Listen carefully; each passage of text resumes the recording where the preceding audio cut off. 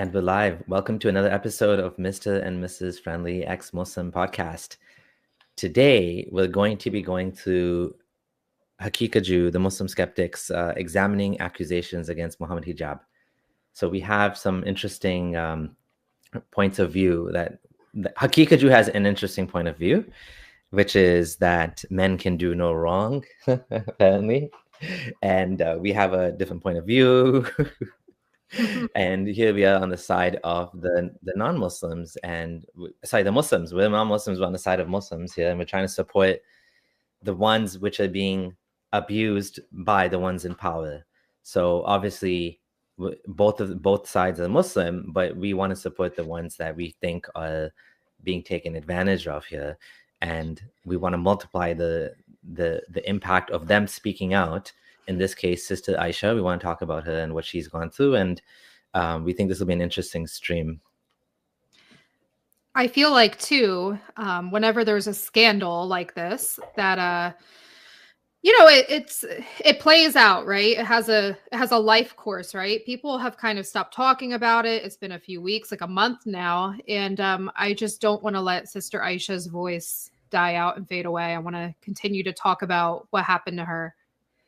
Yeah, exactly. Yeah, we haven't got any updates recently, so we're waiting for an update as well. So while we wait for an update, we should go through some of the Muslim da'is and what they think, right? Yeah. All right, just posting on our channel as well. All right, let's get started then. And by the way, we really enjoy doing these things. It's really fun. And I see a lot of the same crowd too. Yeah. Okay, alrighty. Let's get started. Let me know if there's any problems with the sound once I start playing it.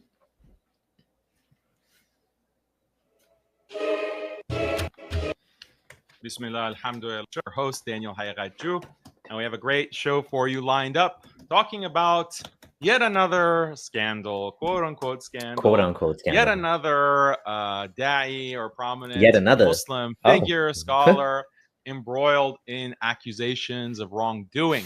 Yet another. And today we're going to investigate or analyze some of these claims based on what is available publicly. And I'm going to be addressing some of the accusations, some of the assumptions built into how these scandals play out in the public. We're going to look at some of the voice recordings that have been published publicly by the accuser, the person who is accusing, the Muslim woman who is accusing Muhammad Hijab. We're going to look at the reactions, some of the reactions from the enemies of Islam who are using this scandal or these accusations to further their cause against Islam and Muslims. And yeah, we're going to talk about a lot of different things. I'm going to, as always, be looking at the... We're not actually, so we are actually using this to further our cause against Islam. He is right about that. But that's, you make it too easy for us, like by doing this. If you don't want us to expose Islam, then maybe don't do these things, right? Yeah. And I always say too, this is this is a famous scandal, but I want everybody to remember, we get emails and we have people reach out to us who experience these types of things, just normal everyday people. This is not some isolated incident. So that's why it's important to continue talking about it.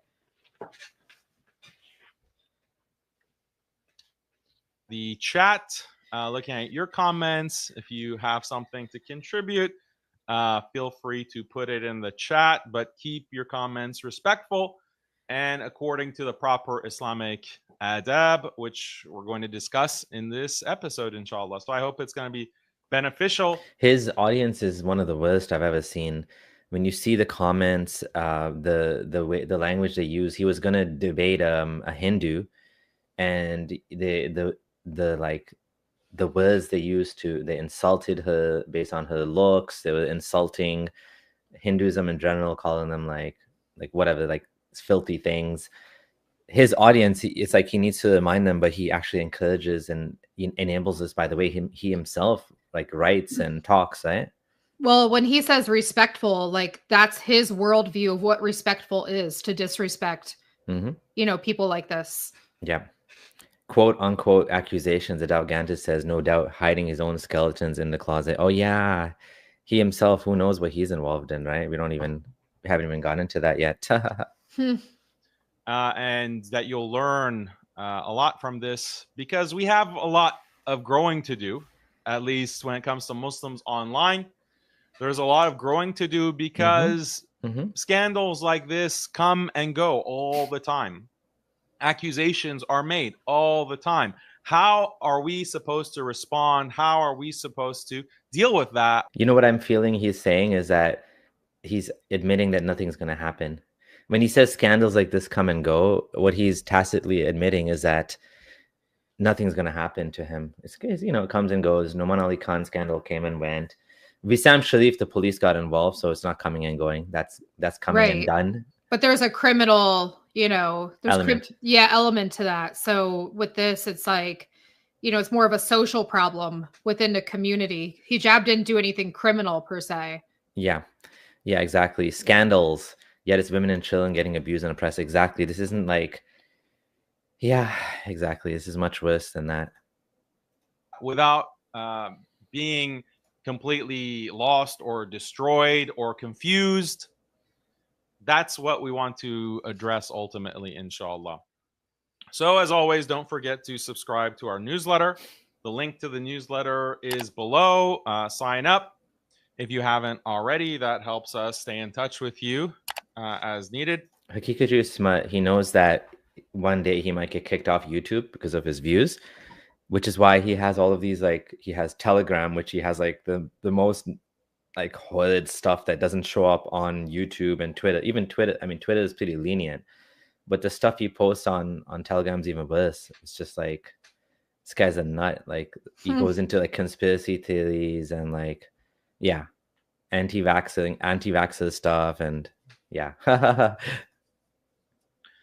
So what is let me give you an overview of what this scandal actually entails. There's a Muslim woman, who claims that she was married to Muhammad Hijab, and Muhammad Hijab made promises to her for a normal marriage, living with her and having children with her, and etc.,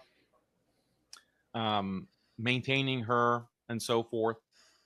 And Muhammad Hijab, according to her, backed out of this agreement, and he went back on his promises, and he claimed that this marriage is only for intimacy purposes.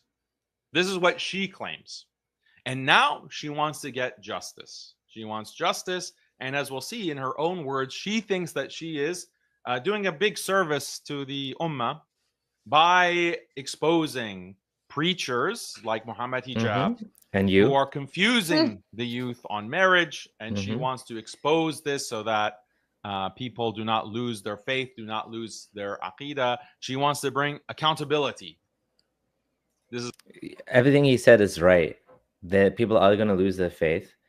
There is accountability that's needed. This is corrupting the youth. So if you believe in wholesome family values, Haqiqatjou had a debate with Hazrat Sultan, and he kept saying family values. Islam brings family values. Your degenerate West has, like whatever, families falling apart. Our family values are good, yet this apparently is not a problem. He's saying it like maybe he agrees that Muhammad Hijab shouldn't be talking about McDonald's nikahs and, having instant marriages over Zoom. Maybe he agrees with that. Maybe he doesn't agree with that, but I haven't heard him condemn it. He's kind of like, shrugging it off. He's also being very careful with his words, as you can see. Like, you can tell that he's kind of biased already with who he's going to defend, right? Yeah, very, very much, right? Mina is saying, I thought Islam protects the sanctity of marriage. I mean, that's what they say, right? Why promote sex work and disguise it as marriage when that's not marriage? So misya could be, in a sense, it could be looked at. Muta is probably more like that because it has a start and end date. Misya, marriage, you definitely are like stuck with that person, and you're not supposed to have an end date on the relationship. So you're not supposed to get into the marriage thinking that you're going to break up. You're supposed to like treat it like a marriage, even though it's like a one-sided marriage. There are actually, I remember Yasir Qadhi talked about this, that there is a subset of women that actually do like misya marriage. In, you know, some of them are like older women that are like, they don't want a full-time man, they just want a casual relationship, which is not allowed in Islam, right? But this can facilitate a casual relationship with a man that maybe she has her own house, maybe she's well off, her husband died, and maybe she doesn't want like literally like to live with him, right? So they can set up this sort of relationship. But that's not the problem. Is for that one workaround, there's 10 people like Muhammad Hijab using it to take advantage of a vulnerable woman. And that's what the majority of them are using it for. Let's be really honest here. This isn't something that, you know, men are seeking. You know, honestly, a lot of times they lie to their wives, like which has happened here. You know, it's not an honest way of, it's not an honest workaround in the majority of cases. And with misyar, it's not like muta in the sense that there's a timeline, a beginning and end, but Yasir Qadhi says it has a 90% failure rate. So with that being said, I would argue that with a failure rate that high for a marriage like this, you're going to have to go into this assuming there's going to be an end date, because these relationships aren't viable, you know, and there's already a power imbalance. Somebody's giving up something, and it's the woman. She's giving up financial maintenance. Even if it is an older woman who just wants a companion, maybe she's not that well off. And if she gives up financial maintenance for companionship, there's an imbalance and there's a need not being met there. Yeah. Yeah. I think in general, this is a funny thing about Islam. A woman can give up her rights in a misya fashion, but as we were reading, Imam Shafi considered it invalid for the man to give up his right of marrying a second wife. Yeah. The Hanafi madhab, I think. I remember reading about that as well. I was doing some further reading. It's that madhab as well that doesn't agree with that. Yeah. So it's funny that a woman can give up her rights, because if you think about it, like this is a negotiation. It's like a contract. Islamic marriage is a contract. So you're giving up something and you're getting something else, but apparently it's only one way. Only the woman can give up stuff. The man cannot give up. According to some scholars, including Imam Shafi and Imam Abu Hanifa, it's not possible to give up if she gives up her rights.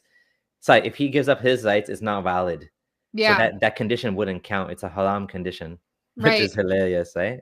And like historically speaking, from the Keisha Ali book that Daniel does not like, from what what I've discovered. Yeah. Historically speaking, if you look at it, why wouldn't a man give up his rights? Well, he's the one who's paying for access to the woman, right? It's about, you know, sex. So why would the man have to give up anything? It doesn't matter, you know, what matters is what he needs and what he wants out of it. Yeah. The woman is secondary. Yeah, exactly. Expression of Allah says, behind everything, hijab wants to be a good human. We all fall at some point. This is super bad. Going after your teacher is wrong. So I don't think hijab is a good person at all. I don't think that anything he did here shows that he's a good person. Not just a secret marriage, but the whole cover up, the narcissism, the lies, the fake AI voice that he created, the Photoshop images. The whole thing shows that he's a terrible person. Like there's nothing good about it. Going after his teacher was just one step in the whole step. The whole thing exposes him for who he is. He's not a good person. I don't even know if he's trying to be a good person. I think he's trying to use the religion to benefit himself. Mina says he's still blaming her and calling her a liar indirectly. That's like, yeah, Huda was saying that.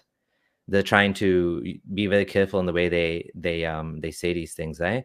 It's one-sided and benefits one party, the man. Yeah, usually that's what happens. The man benefits. Although in some cases, what I was trying to say was a woman might not want some of those benefits. Like she might actually, but it's not fair if he doesn't give up anything either, right? So like, how does that work, right? Okie dokes. Again, yeah, same thing. Misya never benefits a woman. Yeah, that does appear to be the case, right? That's Hijab. Islam in general in a lot of ways. You know, in that Keisha Ali book too, she says that the whole concept of women staying home, being, you know, homemakers, this and that, historically, that's not the primary reason, you know, for getting married. And historically speaking, again, it goes back to paying for access to the woman, getting sex, right? So these are relatively new concepts that were not previously, you know, part of Islam. They were not the primary, you know, part of Islam for women, you know, staying home and all this. Elizabeth is saying, no, Islam is giving rights to women, I heard. This is her claim. Now, Muhammad Hijab, as far as he presents, hasn't directly responded, but he's posted videos from others like Ali Dawa, another channel with a speaker called False Accusations.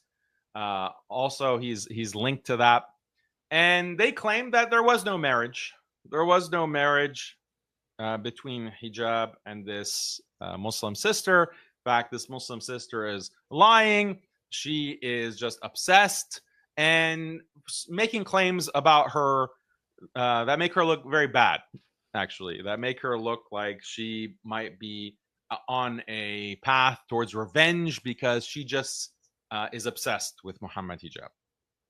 So these are the two claims that are being made, and it's left to the court of public opinion to decide who is right and the who is Islamic wrong. Council. Both sides claim to have evidence for their claims. Both sides claim to have evidence, but sides claim that, well, here are witnesses, here is testimony, here are messages that we've screenshotted from WhatsApp or internet comments or tweets.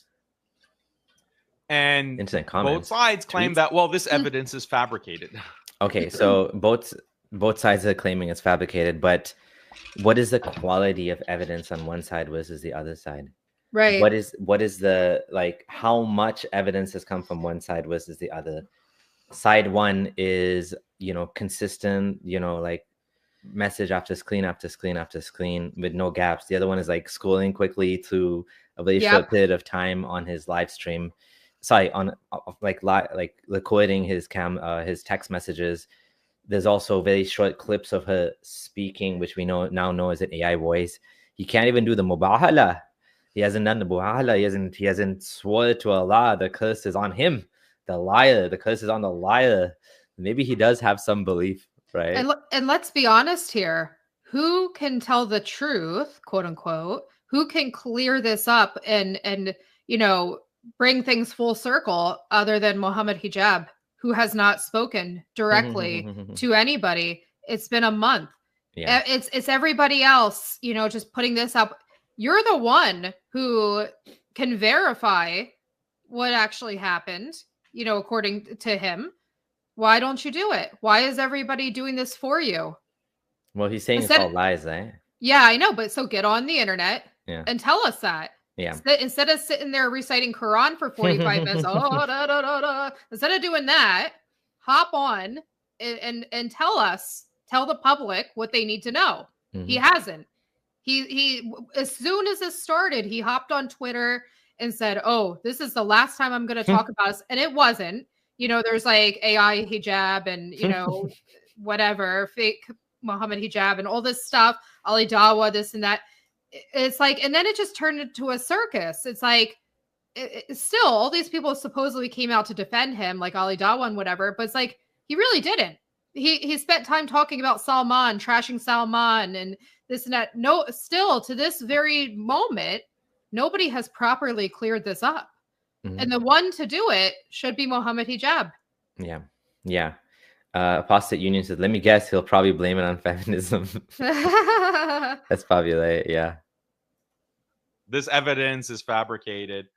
Then now there's even testimony, recorded testimony. from both sides, and they're claiming, oh, this is AI generated, this is not actual an actual confession, or this is not actual this and that. So this leaves Muslims very confused. This was before the Sheikh's testimony. I mean, we had the father's testimony, which he's not mentioning. I don't know why he's not mentioning that. There's a father involved too. There's a voice recording of a father saying that this happened and this is true. And he spoke in Arabic too, right? So yeah, he's avoiding that part, I think. Well, the father's a direct, the father is a direct connection to what actually happened here. So they want to avoid that, right? Yeah. Muslims, well, how do we make heads or tails of this? Who is in the right? Who is in the wrong? Where does justice lie? That is the big question that is on everyone's mind. And the question that we should ask ourselves is, how can we judge? How can anyone judge in this situation of who's right or who's wrong? We don't have access to the evidence, and we don't have any power to demand either party to show us, show us what you said. Where are the phone records? Where are the travel logs? Where are the receipts? We don't have that kind of investigative power to do that. He actually does. He knows hijab. He could get involved. Why like he has access to all this if he wants, if hijab wants to give it. Yeah. Right. And but what does he mean travel logs? He lives in the same neighborhood. Yeah. What is he talking about? We can only see what each party chooses to show. So, and obviously they're only going to show what is in favor of their own claim, their own perspective. Even if they are completely honest, even if they're completely honest about about what they believe, they're not deliberately trying to deceive.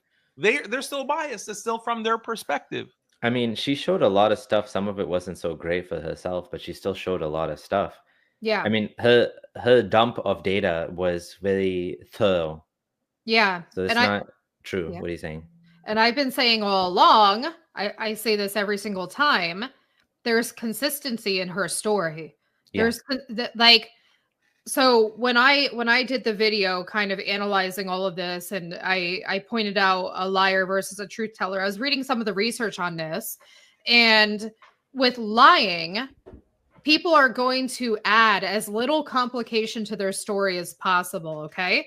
Which means, what is the complication? Dates. You know, she says we got married in 2023, you know, and she consistently tells that there's dates, there's times, there's places, there's a neighborhood.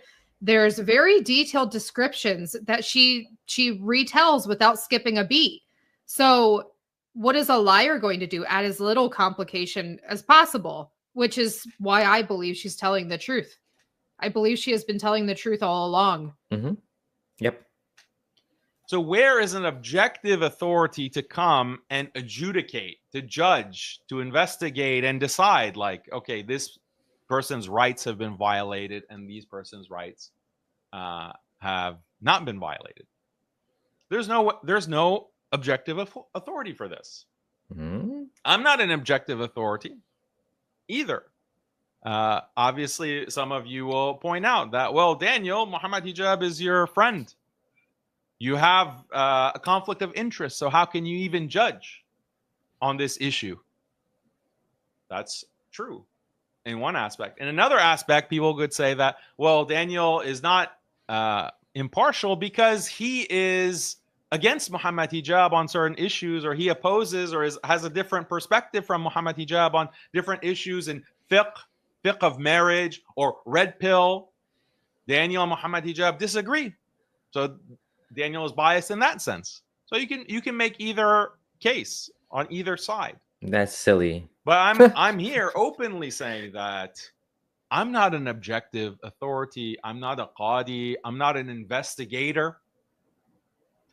And so I'm not making any claim to that. But who is the objective party? Who can adjudicate, judge these claims? And as I've said in the past, This confusion is a symptom of a lack of Islamic authority, an Islamic political authority who has the power to make judgment. And people, you know, if there was an Islamic authority, I'll let him finish. But if there was an well, first of all, there is an Islamic authority, right? Yeah. Layla, this red pill stuff is just crap that he's saying to, like, you know, distract from the situation. I don't agree with him on like A and B and C, so, you know, maybe I'm gonna not gonna take his side. But like, yeah, there is. Let's let them finish. But there is an Islamic authority, the council, and they're not gonna take his side. We know that. People have to submit to the judgment of that authority. That is lacking in the world today. Yes, you have certain nations, and they have a legal system, and they have judges, and inshallah, in many of those cases, they're able to give just rulings. But there's a question about whether these nations are actually implementing Islamic standards of justice, or have they been influenced by secularism? Have they been influenced by feminism? And we see this in many Muslim countries, unfortunately, that their legal systems are contaminated with feminist ideas or secular principles, and they're not adjudicating according to Islam. Let me know if it's okay that I made him faster, because he talks so slowly and I'm like dying here listening to him. This is exactly what I was going to say. Give them Islamic authority, Molly Pitcher is saying, and we know Wu will not judge fairly. They will judge fairly according to their religion. Exactly. What does that mean? Right? Yeah. You know what? Yeah. As far as, you know, I mean, I don't even know. This would be something interesting to watch and like look into. Like, what does an actual, you know, like a case like going to Islamic court look like? Like, how do they judge evidence? How do they verify? Because I'm just saying, I don't think the Islamic Council of Europe, those guys that are on that council, I don't think they're intelligent enough to decipher what's real versus what's not. And like, I don't have much faith in them delivering any kind of justice. Let's look at this. Let's look at this together like we did last time. Do you want to read some of these? My eyes are so bad. Okay. I'm getting glasses next week, guys. So I'll read these. Hiba says, Hiba is a girl's name, a woman, could be Pakistani or something. They don't even deserve 1 star. The sheikh who dealt with my case mocked me, made me feel worthless. They should not be allowed to sit in these positions and give out so-called advice. These people are not men of Islam. Okay, so one thing we noticed with the theme of these posts, guys, is they're going to defend Islam because of the Muslims. So a lot of them are going to be like, there's a lot of cognitive dissonance going on, right? They are women going to Islamic councils thinking they're going to get justice from a man, right? From men in the situation, whereas Islam is so one-sided and lopsided that they're just not going to get justice. So they're going to defend Islam. They're going to say, that's not Islam. Islam's not like that. I mean, even though they're probably right, they're probably wrong. And what I mean is the imam's probably right in what they're doing. They're just doing it according to this system that favors one over the other. Yeah. Okay, so I'm just going to finish this.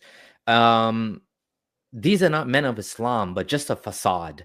I despise these so-called sheikh scholars. And who are these sheikhs and scholars? These are like very prominent imams on this council. They're not just like lay random nobodies. These people are well known. Do you remember the sheikh's name who runs the head of the fatwa committee? What was his name? Al-Haddad? Oh yeah, Haytham Al-Haddad. Yeah. This guy's not a nobody. This guy's pro-Taliban. Literally went to Afghanistan. He says depression isn't real too. Yeah. Remember that video? No, he's just oh my God, this is who you're putting your fate in the hands of. Mm-hmm. This is who, you know? I mean, a guy that's openly pro-Taliban, a group that takes away women's rights, pro-jihad, obviously pro-Islam. This is the guy that runs the council. These are not so-called sheikhs. These are sheikhs. What other sheikh do you want? Do you want a gay progressive imam? Those are the so-called sheikhs that no one trusts. These sheikhs are not so-called sheikhs, they're actual sheikhs, right? You know, too, like, I'm just thinking, like, in the real world, you know, if a case goes to court, you know, they're not looking at it as, like Islamic law, a lot of time is like men versus women, witnesses, this and that. Like in the real world, it doesn't work that way, right? A man doesn't have leverage just because he's a man. Like there's laws to protect, like laws for a man, like marriage, for instance, like the misyar. I mean, this is just like dead on arrival already. He's allowed to do this. So who are they going to rule in favor of? The man, right? Yep. Will-ism says using religion to virtue signal fuel the ego. These men are doing that, yes. Vampire Priestess says walking into a man's world and then expecting to get justice. Impossible. So I'll read a little bit more. If you were real devoted men of Islam trying to spread Islam, you would fix a community with fairness. Try getting involved in your community and maybe you will see there's more than just sitting behind your desks and barking nonsense. May Allah question you all on Day of Judgment. Allah is going to rule in their favor on the Day of Judgment, unfortunately. Kulsuma, it's a Desi name. They take monies from vulnerable women, extortionate pricing, and they belittle women without any fact-checking of individual cases. The attitude is cultural over the just principles of the Islamic state. Islamic faith, sorry. They even try to blackmail women to give back their mahr during the divorce proceedings, an absolute disgrace, and they need to be called out for their bad practice. For my sisters, do not approach. 0 stars. Do not approach. Verily, among what I feel from us for my nation is a hypocrite with a knowledgeable tongue. Do not be fooled anymore. Allah's messenger said, okay, go on. She's going on about hypocrites and absolutely disgusting. You're a scholar that have fully taken advantage and played your part well. Added with no basic fundamental human empathy. No fundamental human empathy, listening, understanding, or compassion skills. As these are the very basic skills required as a human being, you do not have. Note that you are counseling here. So these counselors are absolute shit counselors, right? That's the first of all, right? Not only have you taken advantage of your position with added advantage to memorizing the Quran. So these are people that memorize the Quran to dictate and manipulate how I should lead my life. She's complaining about them using Quran to tell her how to live her life. Who wants to tell her? It's like, lady, you know, we made a video on the Sharia councils in the UK, and they're like an absolute disgrace. People sometimes ask, why do women go to them? Because they've, I mean, sorry to say, they've been brainwashed, and they believe, dissonance, yeah, they believe that they have to. I mean, a lot of them said, you know, there was some lack of sympathy in some of the videos and in some of the comments on that video saying, well, you know, one of the women was trying to get an Islamic divorce. I think Aisha is trying to get, this sister Aisha in this situation as well, trying to get an Islamic divorce from the council. They won't give it. Sometimes they won't give the divorce. So she's trapped in a marriage in her own mind. She thinks she's married and she can't like get out of it. She can't get remarried. She's trapped in this relationship with this man. Now, this man may not be providing for her. She may not be even living with him. He may have kicked her out of the house, but he can get married again, second wife. She cannot. Yeah. Right? She's stuck. And so she goes to this council, which is run by these pro-Taliban men, asking for a divorce. And they're like, no divorce for you. And we're going to read some of the comments that actually talk about that. So let's just finish this. Okay. The session alone has been enough experience to leave me with a very bitter experience, so-called scholars of knowledge. Is it any wonder that women do not approach the Islamic Sharia for a divorce, especially when multiple verses of Quran and chapters state otherwise? Get the basic right. What? After 20 years of service to a man, so-called marriage, who hasn't even taken care of his basic needs of himself, let alone children's well-being, requesting divorce was the option to lead a peaceful life for both parties, although men like you think it's an alien thought.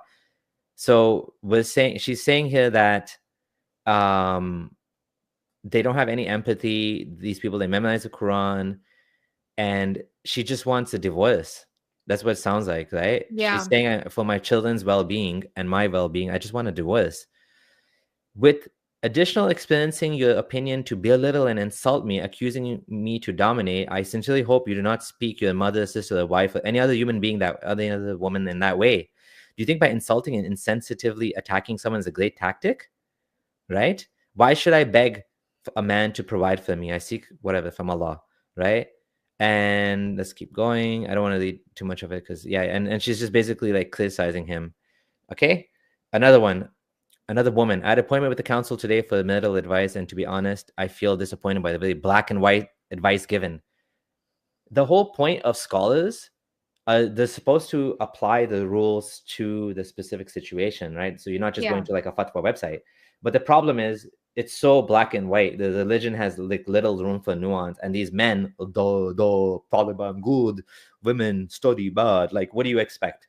These are not so. These judges, they never studied law. So maybe some of them, I highly doubt any of them studied any sort of law. They don't have any basic counseling skills either, or psychology training. These are just men that know the religion. That's it. So they're not going to help you. These women complaining on here, this is the result of being born into this religion, converting, being told your whole life, women are, you know, heaven's at your mother's feet, this and that, these good things about women. And then there's the reality. They can't reconcile reality with what they've been indoctrinated and conditioned to believe growing up. Yeah, I don't think these are converts per se. These seem like born Muslim. Yeah, but that's what I'm saying. Born Muslim or whatever walk of life you come from as a woman, this is what happens when you're taught to believe a certain thing about women in this religion, but the reality and the sources playing out in real life, a lived experience, is not that. They're like, well, you know, what, you know, Islam is supposed to treat women this way, but clearly, you know, the reality is very different. Yeah, exactly. And if everyone, just to remind you, Apostate Layla is on the stream, and she said, let's all hit the like button. So yeah, please do that for us. There is currently 744 people who have viewed the show, and we have 87 likes. So we can do a lot better than that. So let's get to it. Okay, so let's continue this. A couple more. Should we do a couple more, Huda? Let's go through the rest of the video. The video? Okay. Yeah. So I guess the point has been made. The point has been made. Okay. Oh, once again, the solution is Khilafah. We need a independent Islamic political authority, Islamic sovereignty that can provide us this worldly justice to actually implement the Sharia without being beholden to international law by UN human rights standards, etc., that want to impose and control how Muslims live their lives within even their own countries. He doesn't want any human rights standards. He doesn't want any sort of international law. He doesn't want any feminism. Imagine these. So guys, this is the experience of Muslim women in an Islamic council. Imagine this was the law of the land. Yep. This is what you're going to get if you get Sharia law, if you get an Islamic state. It's going to get worse. It's going to get much worse. And Mina said, at the end of the day, Muslim women are at the mercy of men, not Allah. Yep. Let alone Western countries. So as long as that does not exist, that Islamic system does not exist, you're not going to be able to have that real justice in this dunya. That's a fact. That's an unavoidable fact. And that should motivate the Muslims to seek out and to want that system, to advocate for Khilafah, to advocate for true political sovereignty for the Ummah. I hope, you know, one thing I want to say about this Khilafah crap is there is difference of opinion among the Muslims about this Khilafah thing, and in the sense that, like, these Islamists like Haqiqatjou and others, they want Islamic State, and they want to, you know, bring back the head chopping and the arm chopping and the stoning and all that. There are people that don't agree with this, who are probably the minority. So if you have Hamza Yusuf and others, they don't want to bring back Islamic law, like hudud punishments. They don't believe that there's a need for that, which is why these people sometimes they'll even call like Hamza Yusuf kafir for saying that, right? But Hamza Yusuf and them, they're like, we don't really need this. Your focus should be on, like, you know, doing dhikr and purifying tazkiyah, purifying your nafs, your soul, your ego, becoming a better person. But instead, these guys are like, let's bring back the Khilafah. What they don't realize is you're not going to solve all the problems in the world with the Khilafah. The same problems you have today are the same problems you're going to have in a Khilafah. What do you need to run a country? You need accountants, you need lawyers, you need doctors. And if you don't want to educate women, who are going to be the doctors that take care of, who are going to be the nurses? all of the problems you have right now in Muslim communities will just get amplified and much worse with the Khilafah. It's not going to solve anything. And these people just think it's just like a silver bullet that's going to solve all the problems. No, it's not. You're going to have the same problems. And this is why even among Muslims, a lot of them are like, well, we need to like learn Islam properly, because what's the first thing that's going to happen is going to be corruption. There's going to be corruption. There's going to be all sorts of stuff, right? And we've seen that with like Muslim countries, right? They're no better. And on top of it, you have to imagine a Khilafah that says they're going to go around killing ex-Muslims. Who's going to stand for that, right? Like, you're going to have to end up with like a North Korea situation where you'll seal off the country from the whole world to get away with these things, because no one's going to, and in terms of like justice in an Islamic world, how is that going to work with stealing, cutting off a hand? Whereas like, in our world, in the real world, you have diversion programs. There's restorative justice. There's different ways of looking at crime and solve and figuring these things out. Whereas for them, it's chop off the hand. Mm-hmm, mm-hmm. And then in their world, if you'd bring this to, let's say, the U.S., Canada, who's going to be chopping off the hands? Who do you appoint that to? It would probably have to be a doctor, right? Not them. You don't just take an axe and cut off a hand. Maybe a doctor, but then that poses a lot of obvious ethical do no harm. Like, it's just a mess. It would be an absolute mess to bring this to the 21st century. Mm-hmm. Yeah, exactly. Want to just deal with a couple of comments. Vampire Priestess says, this is why I don't feel sorry for Muslim women. They deliberately choose to be this way. They choose to stay blind. They'll get not even an ounce of sorrow for me. What do you think about that, Huda? I would say I do not agree. I mentioned this many times. I look at people holistically, and I encourage everybody to look at a person holistically, whether it's your relationship, your friendship, your marriage. Try to look at the person holistically. Okay. Let's remember that this person was born and brought into this world as a blank slate. Okay. There's nothing there. And then they have family, they have culture, they have religion, they have all these different environments conditioning them and teaching them how to be a person in this world, what to believe as a person. So with that being said, I can't say that I don't, that I agree with not feeling sorry for them. I also want to believe that, I think Vampire Priestess, I remember you saying that you left Islam. So I left Islam as well. My husband left Islam. We change as a person throughout the course of our lives. We're not going to be the same person, forever. We're subject to changing our views, changing our beliefs, looking at the world differently. So for these women, I want to give them that same grace. Perhaps right now, or maybe in that maybe that comment is just like a sliver in time, right? Maybe they felt that way in that comment, but who are they now at this moment? Maybe they're starting to change and alter their views. I want to believe that you can believe this stuff and you can say this, but you can also change and believe the opposite and come to your senses. So that's what I kind of hope for when I read these comments from these women. Mm-hmm, mm-hmm. Yeah, there's a couple more I'm gonna go through, right? Oh, 1 second. Okay. Yeah, Girl Volk says, please like 160 people watching and 70+ likes. Yeah, if you can please like the show, it'd be appreciated. And also please like, subscribe, and comment on the video after it's posted. It helps the analytics. Yes, exactly. Thank you so much. Really appreciate you.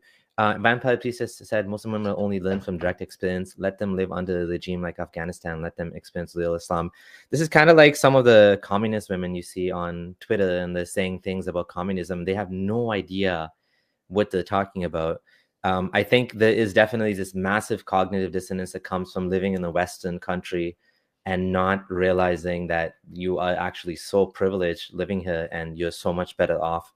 And I think some of these women are actually genuinely shocked when they go to Islamic councils and they start to realize that, whoa, this is not what Islam, it's not what I thought I thought Islam was different. I thought Islam was better. I thought Islam was, you know, pro women and give us the rights. And, you know, it's definitely cognitive dissonance there.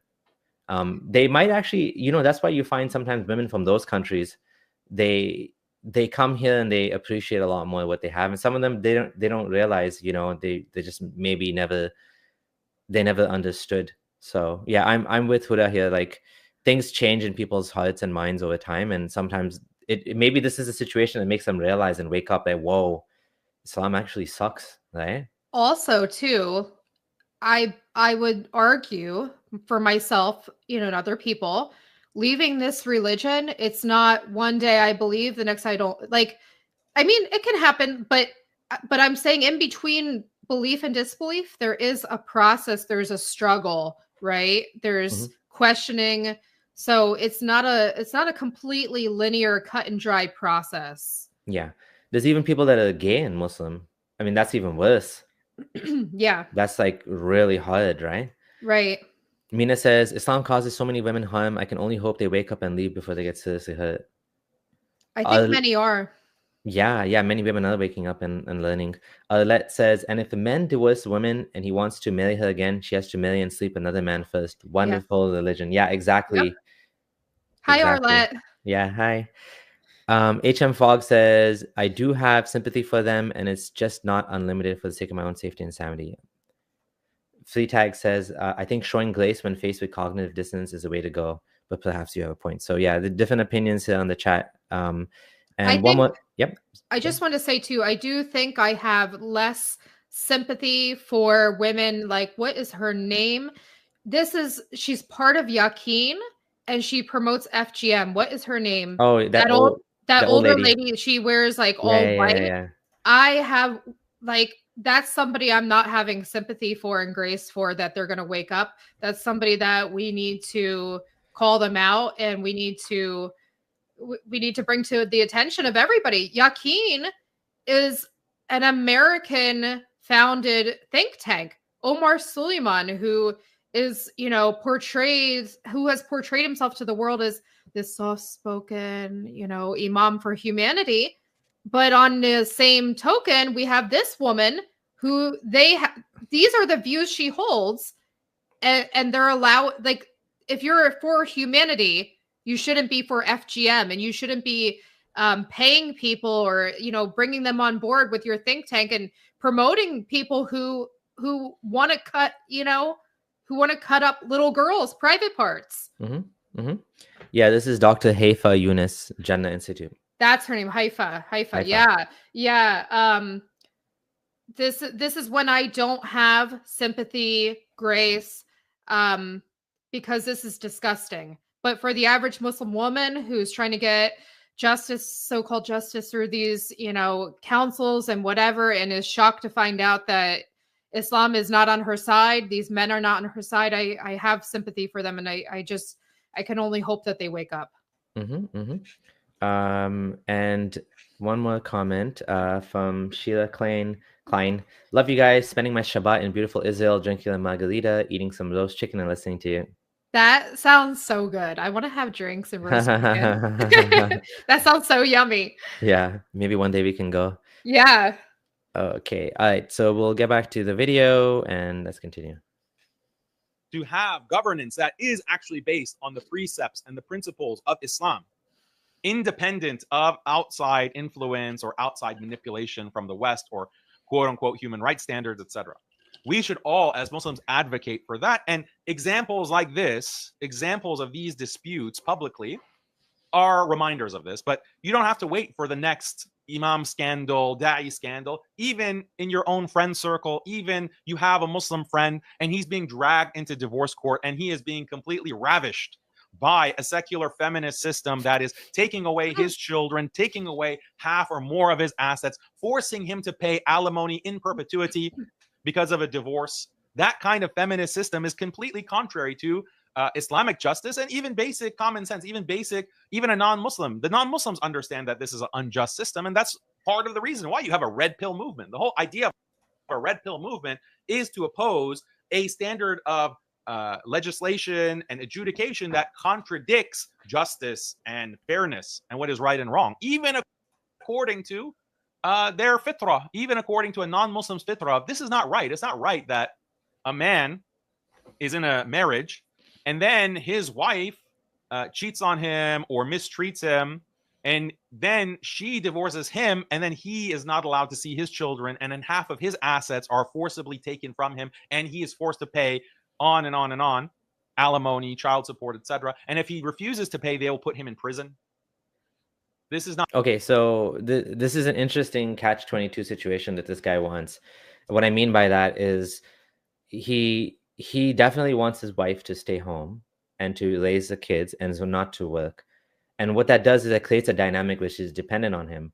Now, interestingly, I was having a discussion with someone, a young man, that wants his wife to also stay home. And this guy's not Muslim anyways, by the way. And he also wants his wife to be, doesn't have a woman in mind yet, but he was just discussing theoretically, wants his wife to sign a prenup. Now, how does that work? What you're saying is, which is what this guy's saying, what he wants is your wife has no ability to provide for herself. She's dependent on you. She stays home with the kids. And then what happens if you divorce her? She gets nothing. How can you, with a straight face, call this justice? I have been a victim of the court system and the divorce process. And you know, and Huda, you know in much detail what happened. Yeah. But I still think that the problem was my ex, not the system. The system is fine. I mean, it could have some improvements for sure, but like giving someone some sort of alimony, I mean, as a man, I don't like that, but at the same time, it makes sense, like in theory, it makes sense that if you agreed to in a relationship with a husband and wife, you guys are partners. So that means everything is shared. So in that situation, if you get divorced, why should the woman get the short end of the stick because she stayed home to raise the kids? Now, of course, there are people that take advantage of that situation and manipulate it and use it to their advantage, which I'm sure even under the Islamic systems, according to his thing, you can also manipulate the system. But the kids, the judges, most of the world, at least most of America and Canada, they encourage 50-50. They encourage both the husband, both the dad and the mom to have access to the kids, to see the kids, to have a relationship with the kids. What does Islamic law, Huda, what does Islamic law say about the kids in a divorce situation? If the woman remarries, she has to give up custody. That's definitely one of the flaws of that system. And also with divorce and alimony, that doesn't exist in Islam. It's only 3 menstrual cycles, right, of maintenance. Mm-hmm. Yeah. Is that how that works? It's like, and I was just thinking too, you know, Muslim women in the West, who are they going to go to when they divorce for their justice, for the, you know, they're going to go through our system. They're not going to just look and see, oh, what does Islamic law say? Oh, only 3 menstrual cycles of maintenance, or, you know, you get alimony. They're going to want to get alimony. They're going to want to get child support to help raise their kids, right? Mm-hmm. They're not going to seek out the Islamic way to solve these issues because it's unfair and it's unjust. They're going to seek out our way of doing things. Yeah. You're saying who's going to do other way? So I was leaving Muslim women, like which justice system are they going to want to go through? If they have a choice, you mean? If they have a choice, right? Which I'm saying in the West, in the West, they have a choice. Yeah. Who are they? Are they going to open their sources and say, "Oh, look at this! This is so appealing. If I give up my children, or if I get remarried, I have to give up my children. 3 menstrual cycles worth of maintenance. I was married for 15 years, and I'm only going to get 3 menstrual cycles. Like, they're not going to go through that system. They're going to take advantage of our system. Our system is the one that's more fair and it's better for them. Well, he's saying it's feminist, whatever, blah, blah, blah, women, pro-women and against anti-men. And that's why there's a red pill movement. So I have heard of stories where men, like, this is common that men do kill themselves. Like, they're more likely to kill themselves after a divorce. And there are situations I've heard, even for me, it was really tough, where financially it becomes massively difficult for the guy, where he's paying child support and he's trying to work, especially in a situation with Oh, doggy, can you? Yeah. Yeah. The doggy's going nuts. Okay. Yeah. So what I was saying was, sorry, I got distracted by a little Diego there. There are situations where a man will actually have a very, very tough time after divorce. And there are situations where the woman will cheat. Like what he's talking about does happen. But at the same time, I don't see how he can call justice the Islamic system. The Islamic system is not just. It's one-sided. The man gets to divorce in unilaterally. The women, as we saw, right, they have to like beg for divorce. They don't even get it half of the time. They're stuck in this relationship, whether they like it or not. Like that's all she's saying, right? Like all I wanted was a divorce. I just want to get out of this relationship for me and my kids. He wasn't providing for us properly. He wasn't doing anything. That's all they want. Instead, this guy thinks that,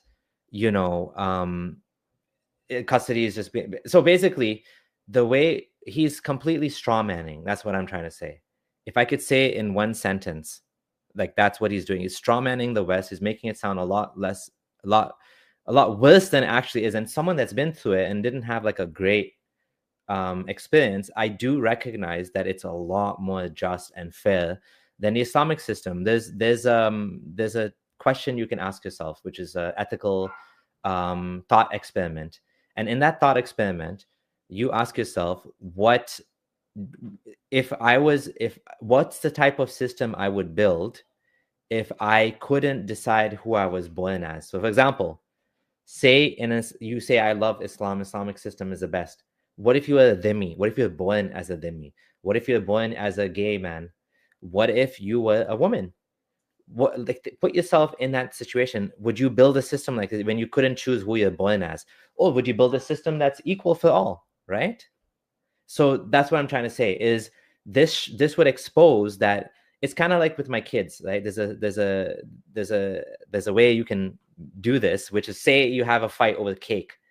You're like, okay, two of you, right? One of you cut the slices, the other one gets to decide who gets what slice.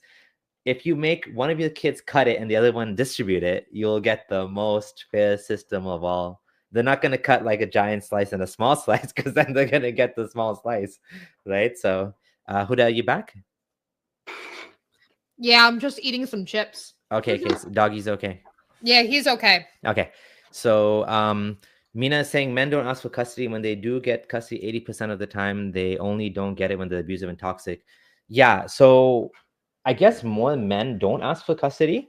In my case, for the last 2 years, it's been pretty much 50-50 and with some adjustments.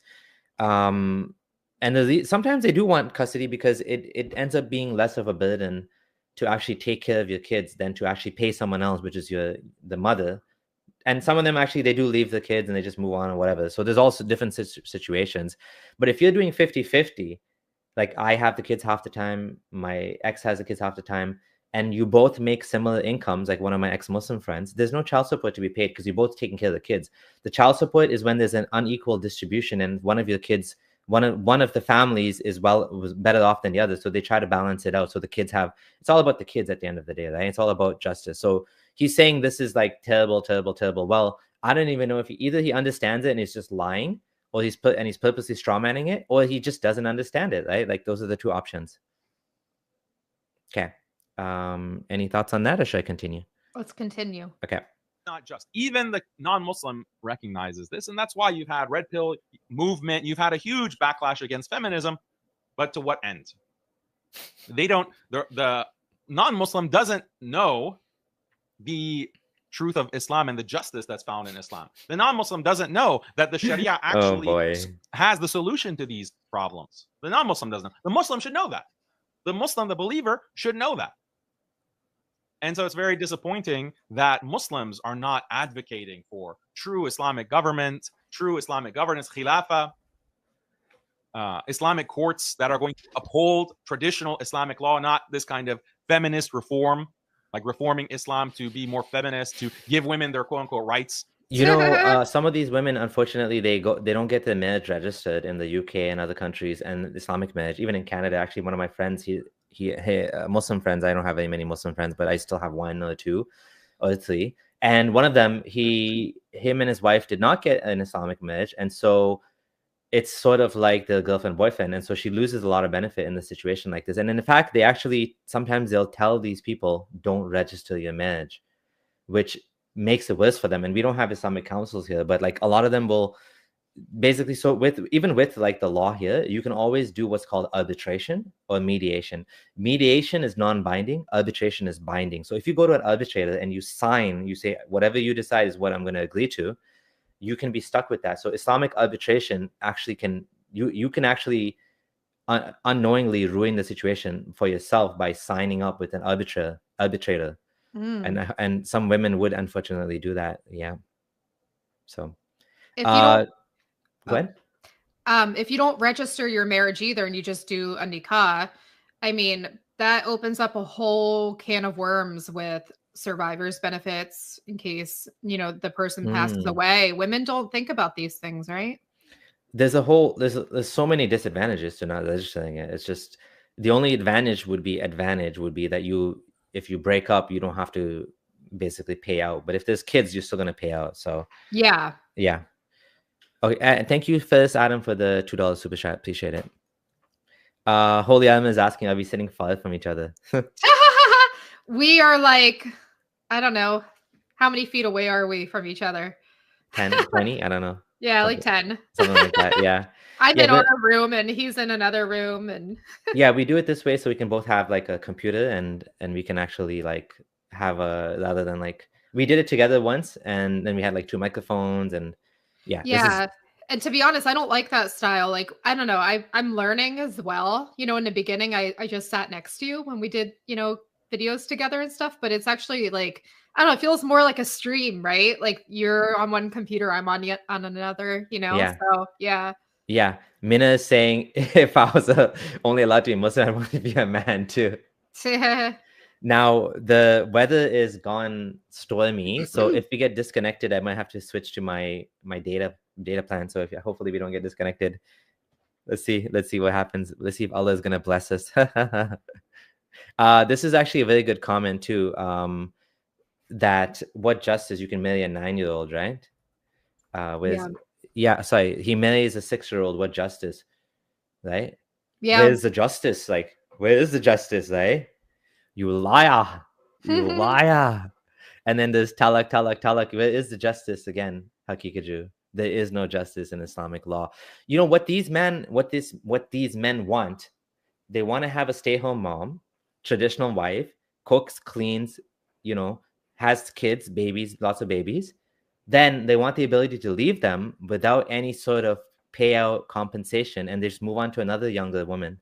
Yeah. That's the ideal worldview. Or have a second wife and a third wife and a fourth wife. Obviously, the sex slave option isn't available anymore. That's literally what they want. They don't care what happens to the woman after divorce. They don't care that she's going to be.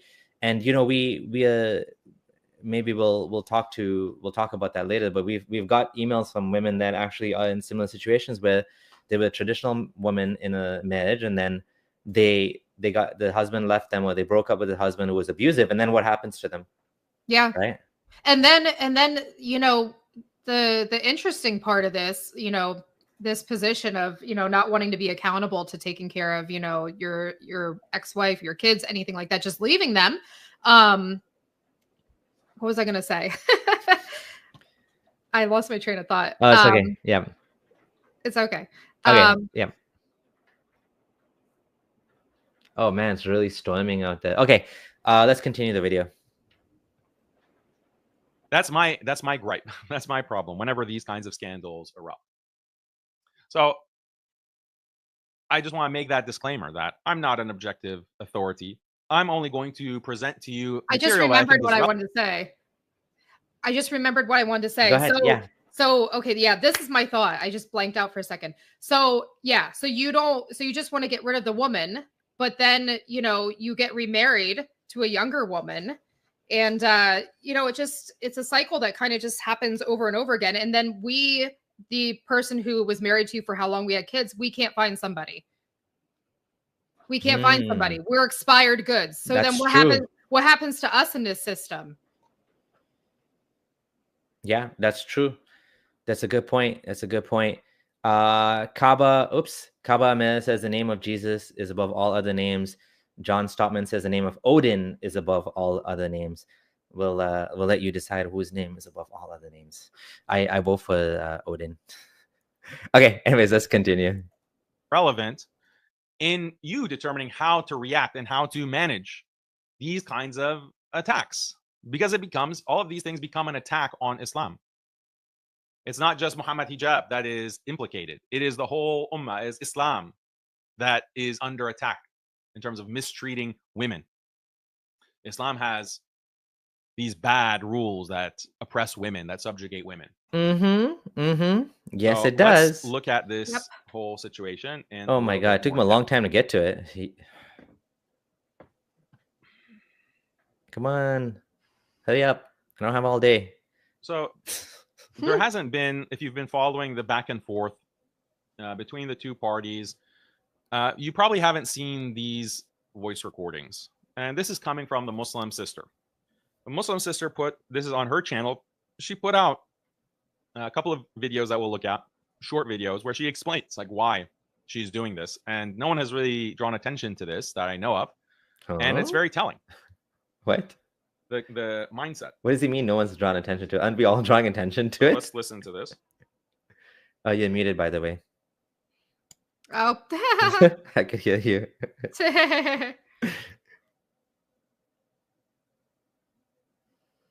Ali or none of those shuyukh that got involved have ever consulted me about any of the screenshots or these things that they are presenting as if they are factual and the reason for which they made their mind about my case. He never gave me da'wah in regards to reaching out to the non-Muslims or the shaitan, I call them shaitan. Never presented me with any alternatives or told me, okay, sister, listen, we are sorry, but this is our conclusion based on X or Y and Z, or sister, we are happy to conduct our own investigations and so on. It's because... Okay, so she's saying that she has reached out to different scholars or shuyukh, and she says Ali Dawah. I don't know why she would think Ali Dawah is a sheikh. That's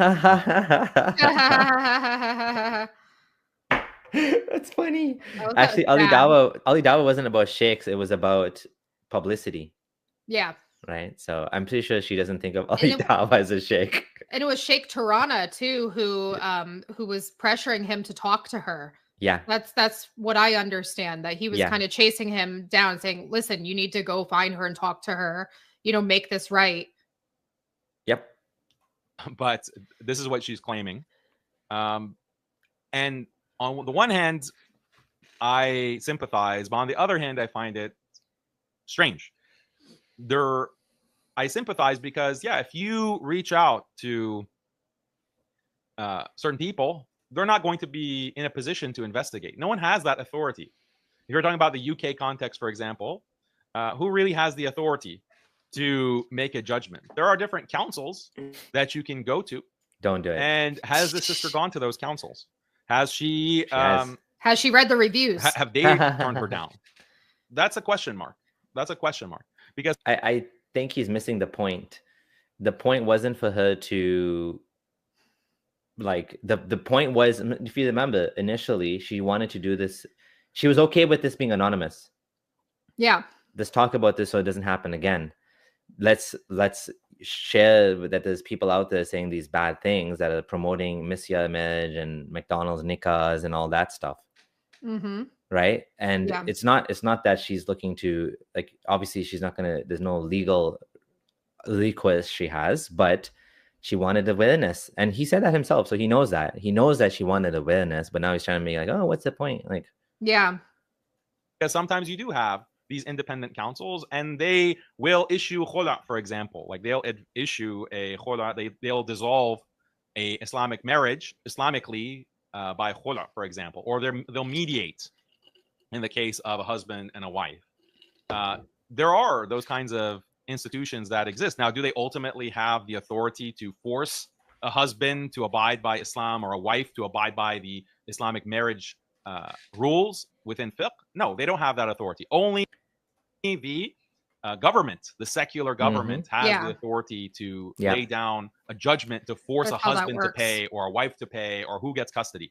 But these Islamic councils exist, and you can go to them and they mediate, or they can provide some kind of judgment. They can investigate. But she's saying that No one has agreed to investigate. No one has agreed to look into. So I just want to talk about what he said. Kholla. So kholla is basically a form of divorce initiated by the wife in which she has to return the mahar. So basically what he's saying is she's going to this court system, or she could go to the court system, and she can ask for the marriage to be invalidated. The crazy thing is there's no real authority in the West, and Muslims have this situation where they have to go and ask basically a random person that has there's no legally binding power to do anything, which is why a lot of these women get stuck in this fake marriages. I'm calling it fake marriages. It's like you can't get out. You just need a man. Like the man, a lot of people, Muslims believe in order to have a nikah, you need an imam. There's no rule like that. You just need 2 witnesses. Yeah. Which is why now you have the Zoom marriages and the McDonald's nikahs or whatever. There's actually no rule like that. And then but to break up your marriage, you do need a qadi. You need an actual judge, but there's no judges because we don't live under secular. So they should just go by secular law, not this stupid law. But you know what? Yeah. I was thinking too, for the khula, like paying back the mahar, you know, when you marry a woman, you give her a mahar. I mean, let's say it's like $1,000, $2,000, $5,000, $10,000. That's going to be gone. I mean, she's going to, you know, maybe buy a car, pay off some, you know, maybe she has student loans, you know, they're haram, but maybe she has those. She's going to buy clothes, you know, furniture for the house. She's going to spend it. It's going to be gone. So in order for her to even pay this back, she's staying home. She's not working. She has no money to pay this back. So what is she going to have to do to get out of this marriage? She's going to have to seek out somebody who can help buy her out. Yeah, so it's like, true. So like, if you're going to be strategic about getting married to a Muslim man, you know, make the mahar as low as possible. So in the event you need to buy yourself out, you know, that's what sucks about the mahar. It's not some, you know, like, oh, that's nice, you get a wedding gift, but then like, look what happens if you need to leave the marriage.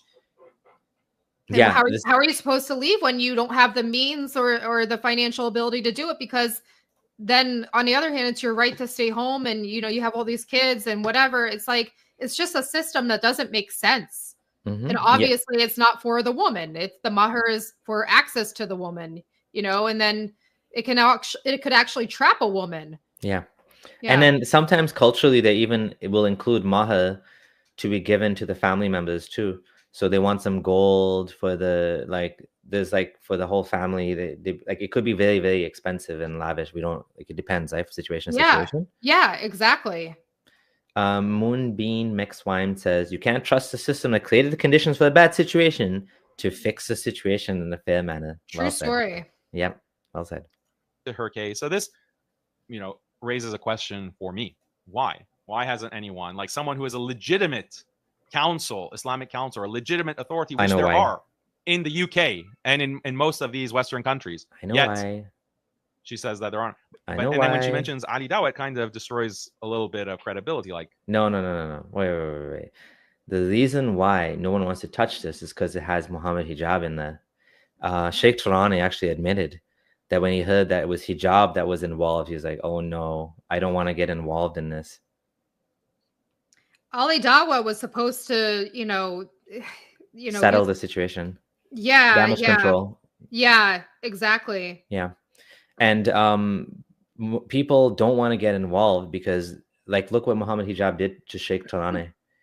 Yeah. He tried to get him blacklisted. I don't even know what happened to him. I hope there's going to be a follow-up because I do worry about that man. He was having, like, you know, he had to go to hospital, and Ali Dawah said we're going to release some dirt on him. Hopefully they change their mind or whatever. Yeah, nothing came out. He's like, we're going to release why he was really in the hospital. I mean, what kind of scandal could be associated with, like, this guy being in the hospital? Like, come on. Yeah. It's some old sheikh. Anyways, whether or not anything does come out, it's besides the point, right? Yeah. Because the reality is the situation has to do with what happened to Aisha, not the sheikh. The sheikh, they're just they're trying to slander his name so that, like, they're trying to do a character assassination. Yeah. Why would you go to Ali Dawah? He's not a Islamic authority. He's not any kind of person that you would go to. He's not a mediator. So I sympathize. If you go to people like that, they will obviously say no. If someone came to me and said, Daniel, will you go and investigate this for me? I'll say, absolutely not. She didn't ask Ali Dawah to investigate it. She asked him to talk about it. Yeah. And Ali Dawah did talk about it, but he didn't upload it. He refused to upload it. Yep. So, yeah. She Absolutely just not. Isn't that what Ali Dawah does though? Doesn't he investigate and make YouTube videos on different topics? Yeah. Doesn't he expose these haram women that are hugging the husbands on Instagram and like that's what he does. He doesn't. I don't think he calls himself an investigator, but like that's the point of being a YouTuber. Like you talk about things that happen, right? Those are some deep investigative skills. Looking for people hugging. Yeah. Anime Universe says poor Hijab was expecting golden showers in his marriage to Bushra. That's why he said that he was not sexually satisfied. That's funny. This is very in-depth. This is like I can ask questions and see like if someone has an information that can help you, but I'm not an investigator. I'm not an authority. I'm not going to be your advocate because that's not my role. But it's not. He's the advocate of Muhammad Hijab and other Muslim men. I don't know why I keep putting my fingers up like I have a list of some of the things to talk about. But he's an advocate of Islamic law. He's an advocate of Muslim men. He's an advocate of red pill. He's an advocate of men's rights. But he's not an advocate of this poor woman that was like, taken advantage of. No. I'm not your advocate. Funny how that works, eh? He should, like a normal person would approach us with like just an unbiased blank slate. I mean, when this first came out, I'm skeptical, like I'm always going to be, right? I mean, it could be Muhammad Hijab who's right. It could be this Aisha girl that's right, but then as the story was building and I was comparing one side to the other, I realized who's telling the truth here and who's not, but he doesn't look at things that way. Yep, exactly. And I'm not that kind of scholar or authority to do that. In this other stream with Muhammad Hijab, they're laughing about this, the multiple wives thing, and reverts take it the best. So clearly, he's definitely on one side. He's acting like he's impartial, but he's not. Yeah. So that is an interesting statement that she made. Hijab had admitted absolutely everything in front of them, but they just simply decided to keep quiet. Based on the screenshots that I've just shared right now, that are in the video screening, prove they are not photoshopped. And the screenshots he provided on their platform were fabricated. Inna lillahi wa inna ilayhi raji'un. Allahumma ajurna fi musibatina wa akhlif lana khayran minha. Although subhanallah al-azim, yani Hijab, and he's in a position of trust. So she claims that she provided screenshots which are not fabricated, and all the screenshots he provided are fabricated. So how can we determine what's true? Well, we have some online forensic investigators like Thaddeus. Yeah. Out and showed the proof that they were fabricated. Yeah. They literally did such a bad job at fabricating that they got caught. Yeah. And it was like indisputably caught because the overlays on the screenshot could not have been, the highlighting was under the overlay, which made it look like she uploaded a screenshot with highlights, which made no sense. Yeah. Because she didn't upload a highlight, like a screenshot with like highlighting on it. So these guys are really bad at being criminals. Well, you know what the problem too with Daniel and everybody in that camp is that they're looking at this situation with they already believe they know what the story is, what the outcome is, what actually happened, instead of looking at it from the perspective of, okay, this happened, and then building the evidence and seeing if that matches up with the outcome, right? They're just believing before anything even happens who's right and who's wrong. Yeah, true. And I'm just gonna do a little pause and do a mini request for those of you who are liking this show, liking what we're doing, Huda and myself. Please do subscribe. If you'd like to join a YouTube membership, we have 56 members now, and we'd love to keep growing the channel. We haven't done the custom icons yet for members, but we definitely appreciate each and every one of you who joins. And Huda, you want to add anything to that?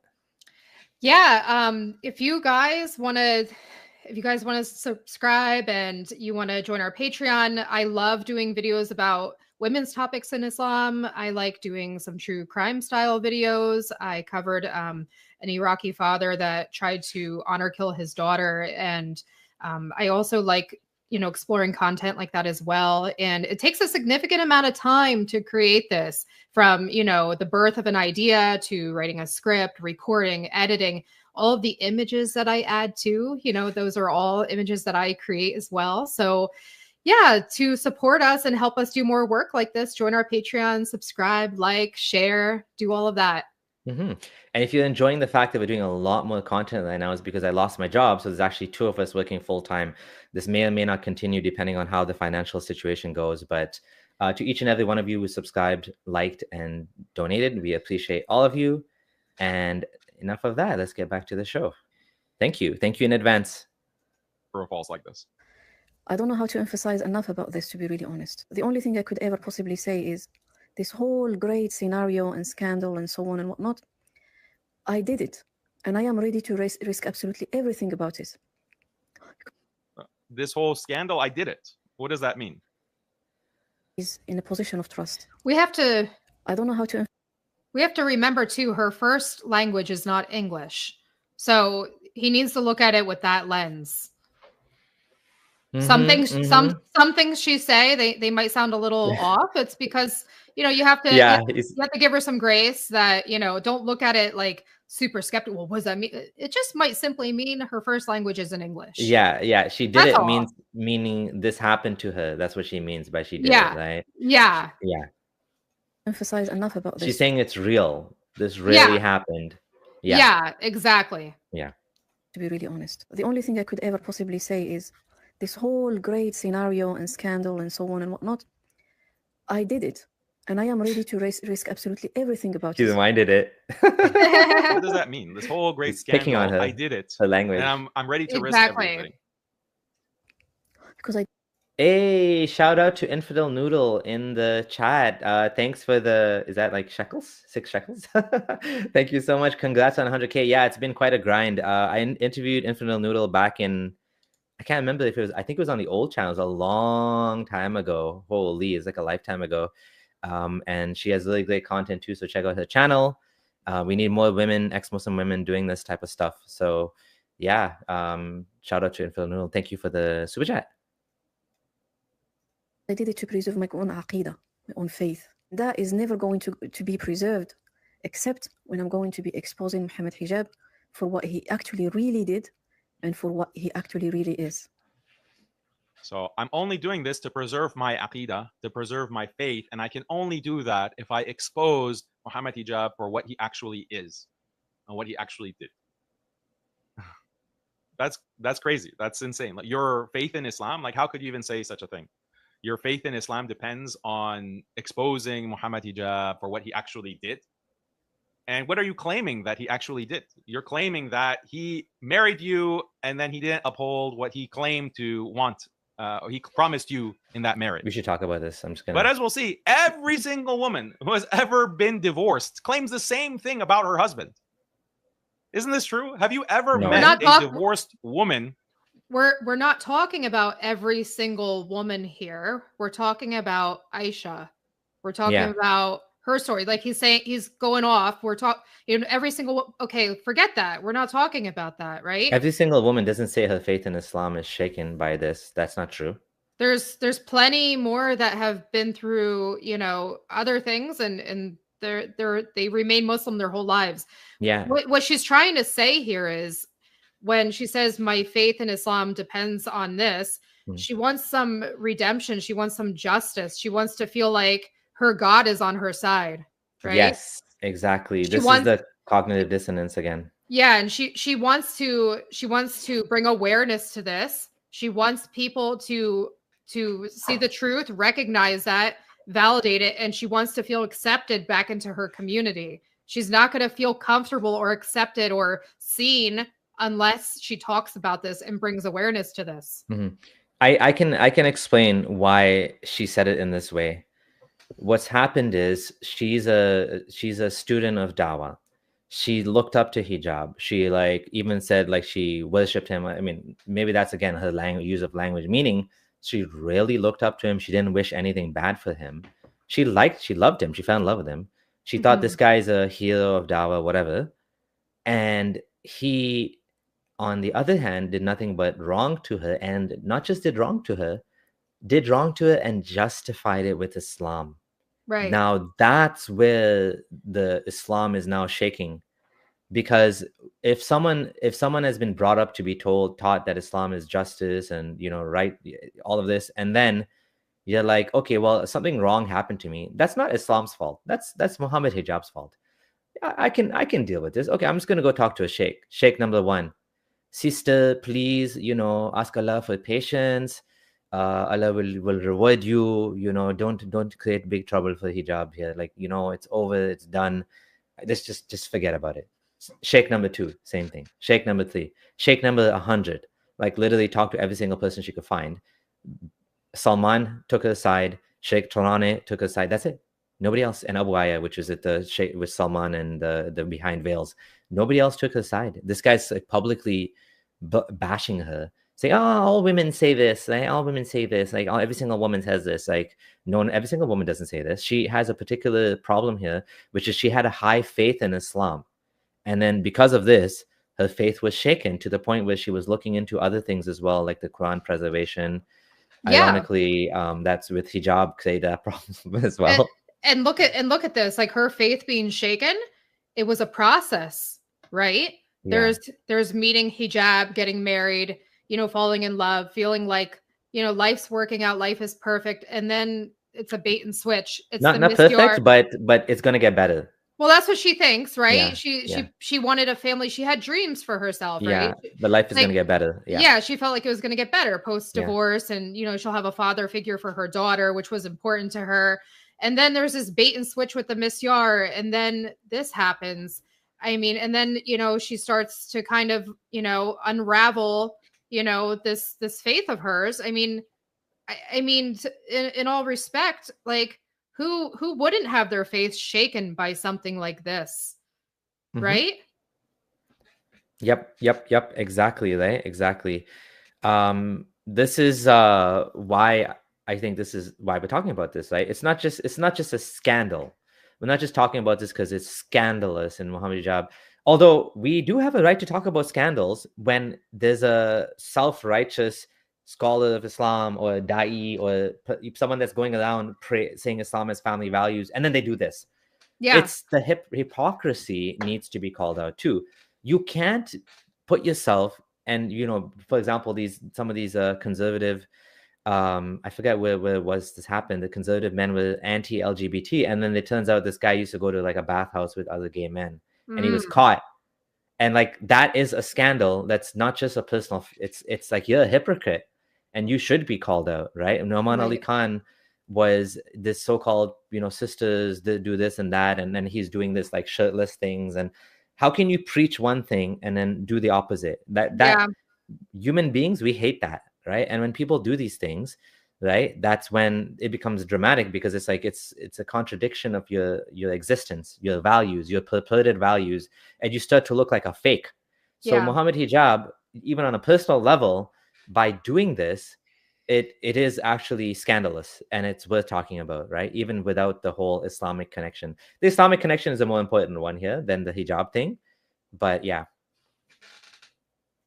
Who didn't claim to be abused, who didn't claim that her husband mistreated her, who didn't claim that her husband didn't live up to her expectations or didn't fulfill the promises that he made to her.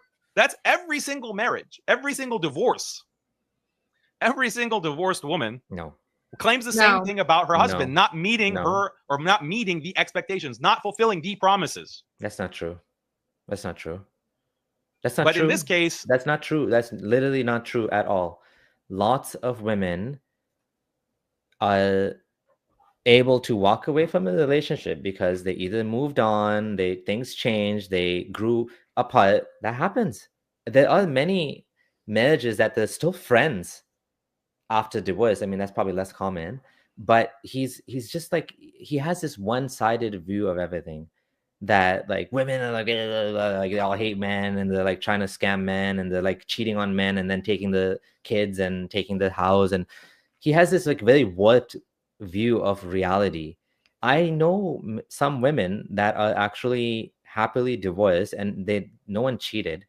They're just things like many ex-Muslim women actually just they don't want to stay with a Muslim man anymore. So things change, or the man is ex-Muslim, so he leaves his wife because they're not compatible anymore. That doesn't mean one of them didn't do what they were supposed to do or not do. It's just sometimes you just change, right? And like marriage, you know, is meant to be forever, but sometimes it just doesn't work out. Sometimes either people change and they grow out of that relationship, or the relationship it expired. It played its part. Yeah. And I don't know if that sounds awful to say that, but that just happens sometimes in life. And that's the holistic view of a person, instead of him, which is black and white, catastrophizing, you know, divorce is only this, nothing else. Like you as individual as the person is, that's, you know, how individual the situation can be, the breakdown of the relationship. Not every single woman walks away from a marriage acting like this. Yeah. Like one of my friends, you know, he actually decided he wanted to move back home to his home country, and he had moved for his wife to a different country, somewhere in Europe, and then the relationship fell apart. He has a son that's like, I don't know, 12 or something, and he was very miserable living in that country even after divorce. So he moved back home, but he loves his, like, not loves, he knows his ex-wife is a good mom. So he left his son with his ex-wife, and you know, he travels to see him from time to time, but he trusts her. Not all situations are like terrible that, you know, your ex-wife is some monster. And of course we do have ex-wives who are monsters too. Yeah. We know that situation all too well. Yeah. But you know what? Muhammad. Yep. Misyar is basically halal cheating. He talks about cheating. That's all Misyar is. It's right. A lot of guys do this in secrecy. I mean, isn't that technically what hijab is doing? He's cheating. Not even Misyar, just polygamy without polygamy. Yeah. Of the first wife. Yeah. That's just halal cheating. So he's talking about women cheating. I mean, like over there, that's what that is. Hey, he never said, because they don't see it as cheating. No, that's the worldview they're working with. Right. He doesn't think that what hijab did is cheating on his first wife. And we don't know anything about first wife. Anime Universe was asking about first wife. She hasn't said anything. I think she might also be very private, and that's probably a good thing. She doesn't want to be, you know, all over the internet, probably, right? It's probably humiliating. Oh, yeah. Like if I was her, I would, you know, she's not wearing niqab now. I think I would be. I don't want anybody to even recognize me. I'd be so humiliated, like knowing this is like what's going on, that my husband was doing this. Mm-hmm, mm-hmm. Muhammad Hijab is a public figure. Muhammad Hijab is someone who can be damaged by a scandal. Muhammad Hijab is someone who can be, his name can be dragged through the mud because he has that fame and popularity. But he's a representative of Islam. Shouldn't he be behaving better? Yeah. Shouldn't he be that moral standard? Because everyone blames hijabis when they do something like smoke or whatever, like hugging the husband on Instagram. But apparently this guy can literally cheat on his wife, and that's fine. Right? That's the narcissistic tendency though, right? Especially in somebody of power like him. You know, nothing he does is going to be viewed as wrong in his eyes. And if he does something wrong, like he said to Sister Aisha, what did he say to her? That just nobody's gonna believe her. Nobody's gonna take her side. You know, he's too big to fail. Mm-hmm, mm-hmm. And thank you, Z-Man, for the JOD2. I don't know what currency that is. Thank you so much for that. So tying your faith, being a Muslim, your aqidah, to exposing Muhammad Hijab, this is a big problem. This is problematic to say such a thing. Yeah, and you know, honestly, we don't even know half the story. Molly Pitcher says, as one was escaped abuse and a cheating husband, I can only imagine how he threatened her. We don't even know, like, it not just threatened I don't know about his first wife, but also threatened Aisha. Like, who knows, like, what Muhammad Hijab is doing. I mean, they live in the same neighborhood. This must be scary for her. They kept leaking her first name, her real first name. That must be scary, right? Like, I don't know how she'd ever recover in the community from this. Thankfully, people are taking her side after Salman got involved. Thankfully, right? Yeah. Islamic motivation says hypocrite like ex-Muslims would think misya is bad, but hookups, mistresses, etc. is okay. Considering it's done by consenting adults, you secularists shouldn't care. Do you want to talk about this? Listen, Islamic motivation. I would say that Aisha did not consent to this. She didn't consent to misyar, temporary marriage. So she entered something with a different idea in mind, that he was going to be a husband and he was going to, have kids, and she had a whole dream, and it was a bait and switch. So I would argue that she didn't consent. No, she consented initially to a marriage. Yeah. Did she consent to this? To this exact dynamic, this exact ending, all of this? Did she consent to this? No, she didn't. Yeah, and misya marriage, the problem we have with it, so maybe his point is that, like, I personally have no problem with polygamy, polygyny, polyamory, whatever, if there's openness, transparency, honesty, and consent, mutual consent. What I have a problem with is a system of injustice that benefits one over the other. The man benefits, has full control over the situation. He's allowed to have multiple wives. Exactly. She's not allowed any sort of situation. Like she can't even deny him the right to get a second wife, according to so many scholars. She can't even leave the marriage without his consent as well. So there's, like, in a real relationship, both people have the power to walk away, or they should. In Islamic marriage, only one of the parties has the ability to walk away, which is a man. Unilaterally. He doesn't even need, there's no waiting period. I mean, there's a waiting period of like 30 days or whatever, very short waiting period. But like, it's just so one-sided. This is why we criticize. If you want to use misya marriage as a halal hookup, I mean, I have no problem with that.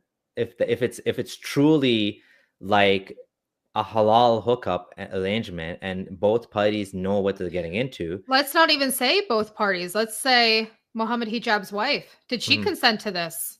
Yeah, but no, I'm speaking more generally here. What I'm trying to say is that you guys are the one that says Islam is all about family values. So then why is this allowed? Why is sex slaves allowed? Right? Why is it that you can marry a woman? Why is it that you can own a woman, have sex with her, and then sell her to the market once you make sure she's not pregnant? According to ISIS, by the way, if you use a condom, then there's no waiting period. Or I don't know, birth control, some sort of birth control, condom, I guess. So think about that. Think about what you're saying. You're allowed to sleep with a woman that's not your wife, even though you're married, or maybe not married, but to say you're married. That woman you're sleeping with is never agreed to be your wife, never agreed to sleep with you. She's your slave, literally own her. Then when you're done with her, you sell her to the market. Where's the Islamic family values here? Like, how do you not understand the difference between consenting adults and the Islamic? If you were saying Islamic family values, then you can't also have the hookup. You can't use this hookup argument. Yeah. I can, because I don't care about like people having sex outside of marriage, but you do. So why is this okay? Right? But listen too, in Islam, there really isn't the concept of consent. The woman has to submit to the man whenever he wants sex. Yeah. Even there's a hadith about her silence is her consent, right? That's for marriage, right? That's for the marriage, but still, like, she's not verbally saying, like, how can you get consent out of somebody saying nothing? Yeah. Right? Yeah. So this concept is, it's like, they're saying consent, but I don't think there's always consent in these situations. And Islamically, there's really not a concept of consent. So yeah, like the muta thing too. So Abby Bailey says basically sexual relationships that are considered bad, taboo, are made okay in Islam through fake marriages. That's exactly what it is. It's fake marriage. Yeah. So now you can marry your adopted son's wife. You can temporarily marry a prostitute through muta if you're Shia, etc. Yeah. And I remember seeing in Daily Mail or something that there's actually prostitutes, escorts, that will do muta for you. Extra cost. You can make it a halal muta marriage. It's like so funny. That's the problem with Islam. It's just fake family values, right? It's just like, it's not actually family values. Family values my ass, right? Yeah. I'm not addressing the talk. about the pieces of information he is parroting and copy-pasting from our religion, but I'm here talking about his authority, his trustworthiness, his extraction of his own conclusions and ahkam, jurisprudence, and making it himself into something that the Prophet ﷺ did not preach and he did not recommend. In his whole life, 23 years of da'wah, came to actually fight against harming others. So if your problem is with what Muhammad Hijab teaches in terms of marriage, what she calls McDonald's marriage, McDonald's nikah, if you have a problem with what Muhammad Hijab is teaching, criticize that. Write a refutation, bring your dalil, bring evidences to show that what he's saying is incorrect. That is available to everyone. But that's not... Can't do that, can she? Why does she have to be the one to do that? Why can't she doesn't want to talk about that. Yeah. She just wants her voice heard. She doesn't want to write a refutation or, yeah. Like that's not what she wants to do. Yeah. And also she's going to have a tough time because as Hijab keeps telling her, this is allowed, right? Yeah. What you're doing, you didn't do that before. Even according to yourself, you didn't do that before. According to you, you married him. And then when things didn't turn out the way that you wanted, now you have this mission to expose the wrong ahkam, the wrong teachings of Muhammad Hijab. Don't you think this raises eyebrows, raises suspicions about your intention and your motives? If what he was teaching was so you only know that something is wrong or the principles of Islam have been violated if you yourself feel injustice, if you feel wronged, then you realize, oh, these teachings are wrong. So to be fair, I mean, to be like open-minded here, to maybe she didn't know the extent of, what he taught about marriage. You know what I mean? Maybe some of the stuff she just didn't know until she was actually in it and this happened. This is exactly the problem that we are trying to solve. You don't realize when you convert to this religion or even grow up as a Muslim until you get married. By the way, if you have kids with this man, he's going to take them away according to Islamic law. You're going to lose your kids. You can't even actually, the request was like all of these things, most Muslim women don't know. They don't take fiqh classes, right? Most of them, they just go with, they trust, they're taught all these good, fluffy, nice things about Muhammad or whatever. And then they find out. Through lived experience. And that's exactly when you start to talk about these things, is when you face these things. Most people that are advocates against a certain position is because they suffered through it themselves. And now they're like, oh shit. Like, for example, we see moms and dads where the children were this and that happened to them, they're kidnapped or whatever. They become advocates for the rights of children to be safe or whatever, right? Right. They work against human trafficking. They, like ex-Muslims like myself and you, we speak about the horrors of Islam because we went through the same. I mean, I personally didn't have half of the problems that these women are going through because I'm a man. But like, I do feel like I wasted a big part of my life being a Muslim, wasted in the sense of like, I was believing in a false religion. That's exactly what happens in real life. This makes it more credible, not the opposite. Yeah. And I mean, we get emails and, we talk to people that, they convert and then they marry somebody and they think it's all good. But then that's when they start learning about the limitations that are placed on women. That's when they start learning about, they start becoming abused and then they speak out after they leave these situations. It's like, these people don't know, Aisha included. I mean, I'm sure she didn't know the extent of how awful his belief system was about marriage until she was actually in it. And then she probably went on YouTube and, found videos and found this and that and was like, oh my God, look what he's saying. This is what happened to me in our marriage. Nova Alex Zero says, congrats on the 100K subscribers. Please accept my jizya. Keep up the good work. If the storm takes the stream down, challenge Allah to mubahala. Thank you so much for your jizya. Appreciate it. Nova Alex Zero. That undermines a little bit of your credibility. Okay, let's continue. Well, you actually just simply cannot do it. Why did you completely destroy this woman's life? Because I can. Here come the screenshots about the IDF. Because I can. I was there describing what Muhammad Hijab has done to my life. Ali or none of... All right, so that's the first clip. So she claims that My life has been destroyed. He has destroyed my life.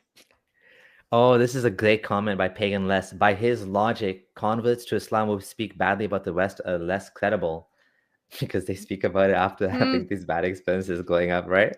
Mm-hmm. Again, go by her claim that her life has been destroyed. Why? If Muhammad Hijab, assuming what you're saying is correct, he married you. Her life can be destroyed. He's trying to destroy it. I'm sure behind the scenes as we speak, there's things they're trying to do to silence her, instill fear in her, and her life can be destroyed in a sense of her community will, blacklist her. Imagine trying to get remarried again and talking about this and telling a potential. They're going to be like, oh my God, I don't want to get involved. You know what I mean? Like your life can be destroyed in many ways because of something like this. So I think it's unfair to pick on her and say, how's your life destroyed? Well, think about what it might be like to live her life and to try and move on from all this and the trauma from all this. But he doesn't care about that. But I'm just saying. Radical Moderate says, Mr. and Mrs. Friendly Ex-Muslim, Hijab commented on a tweet regarding how many days in Afghanistan girls have been banned from school, and he replied, that's 1,000 days of winning. Wow. Awful, awful people. And then he did not give you the kind of marriage that you wanted. He didn't give you the money that you thought you were entitled to. How is that destroying your life? You get divorced, and then you move on. A comment. You get divorced and you move on. If your life is destroyed by people mistreating you or not... How many years of her life was she involved with this guy? Exactly. How much time did she spend with him? And for a woman, again, he doesn't care. It's harder for a woman as she gets older to find someone. And so if she invested and not just that, all of this emotional energy, right? Not just the time, the emotional energy, this feelings, developing feelings for this guy, and then being yanked around, right? Promised all these things. I'll get your family involved. Muhammad Hijab spoke to her dad, and then suddenly, now I don't want to talk to your family anymore. Lie to him, right? Yeah. That is awful. How old did she say she was when all this started? She was 30 or 33? Something like that. Yeah. She was something like that. So, she has a child already, a young child. She's divorced, and, she wastes all this time with this guy who didn't give her what she originally wanted from the marriage. She wanted a stable, loving relationship. She wanted children. Children's very important. And as you get older, that window starts to close. So to her, that could be destroying her life, right? She could see that as her life being destroyed because that window is closing. Trying to find somebody in this religion as a divorced woman, that's very difficult, right? So yeah, I could see why she feels like her life was destroyed. Yeah, exactly. Kobilf with the hilarious comments again and the $5 super chat. All Muhammad Hijab want to do is zoom, zoom, zoom in Muhammad's boom, boom room. Thank you. Thank you for the super chat. Giving you your rights. Then how many of us have had our lives destroyed? Me. I've been mistreated and my rights have been usurped by Muslims many times. And by even some of these du'at or some of these shuyukh or some of these organizations, they have lied to me. They have really oppressed me or taken my rights. My life wasn't destroyed. And even if it were, I would hate to admit that publicly. I would hate to say, oh, my life, Fulan Sheikh has destroyed my life. And now my aqidah is in danger if I don't expose this to the world. Even if that were the case, I would never admit to being that kind of a victim. But I guess that's the difference between like a male mentality and a female mentality. Blaming this on being a woman. But nonetheless. Jewish Samantha says, that's how cults work. Cults convince you the people they hurt did something to deserve it. It's not till you do everything to be good by the rulers and they hurt you that you really understand, right? And Pagan Les says, mistreating women is fine. Exactly. Objectively speaking, how has your life been destroyed, sister? So this Muslim sister, based on what she has claimed, she was married previously and she was divorced. She has a child. She's in her 30s. And so this is, according to her, Muhammad Hijab was her second husband and he divorced her. So that's 2 divorces. How is your life destroyed? You just said it. Just said it. She's 2 divorces in her 30s. Like, this isn't how she wanted her life to turn out. Yeah. Anime Universe says this isn't halal or hookup as they both had different expectations. She wanted a dawah life and kids. Hijab wanted a sex marriage, and he was dishonest. Yeah, basically, it was dishonest. And that's not consent. That's not consent. Yeah, I would argue Aisha did not consent.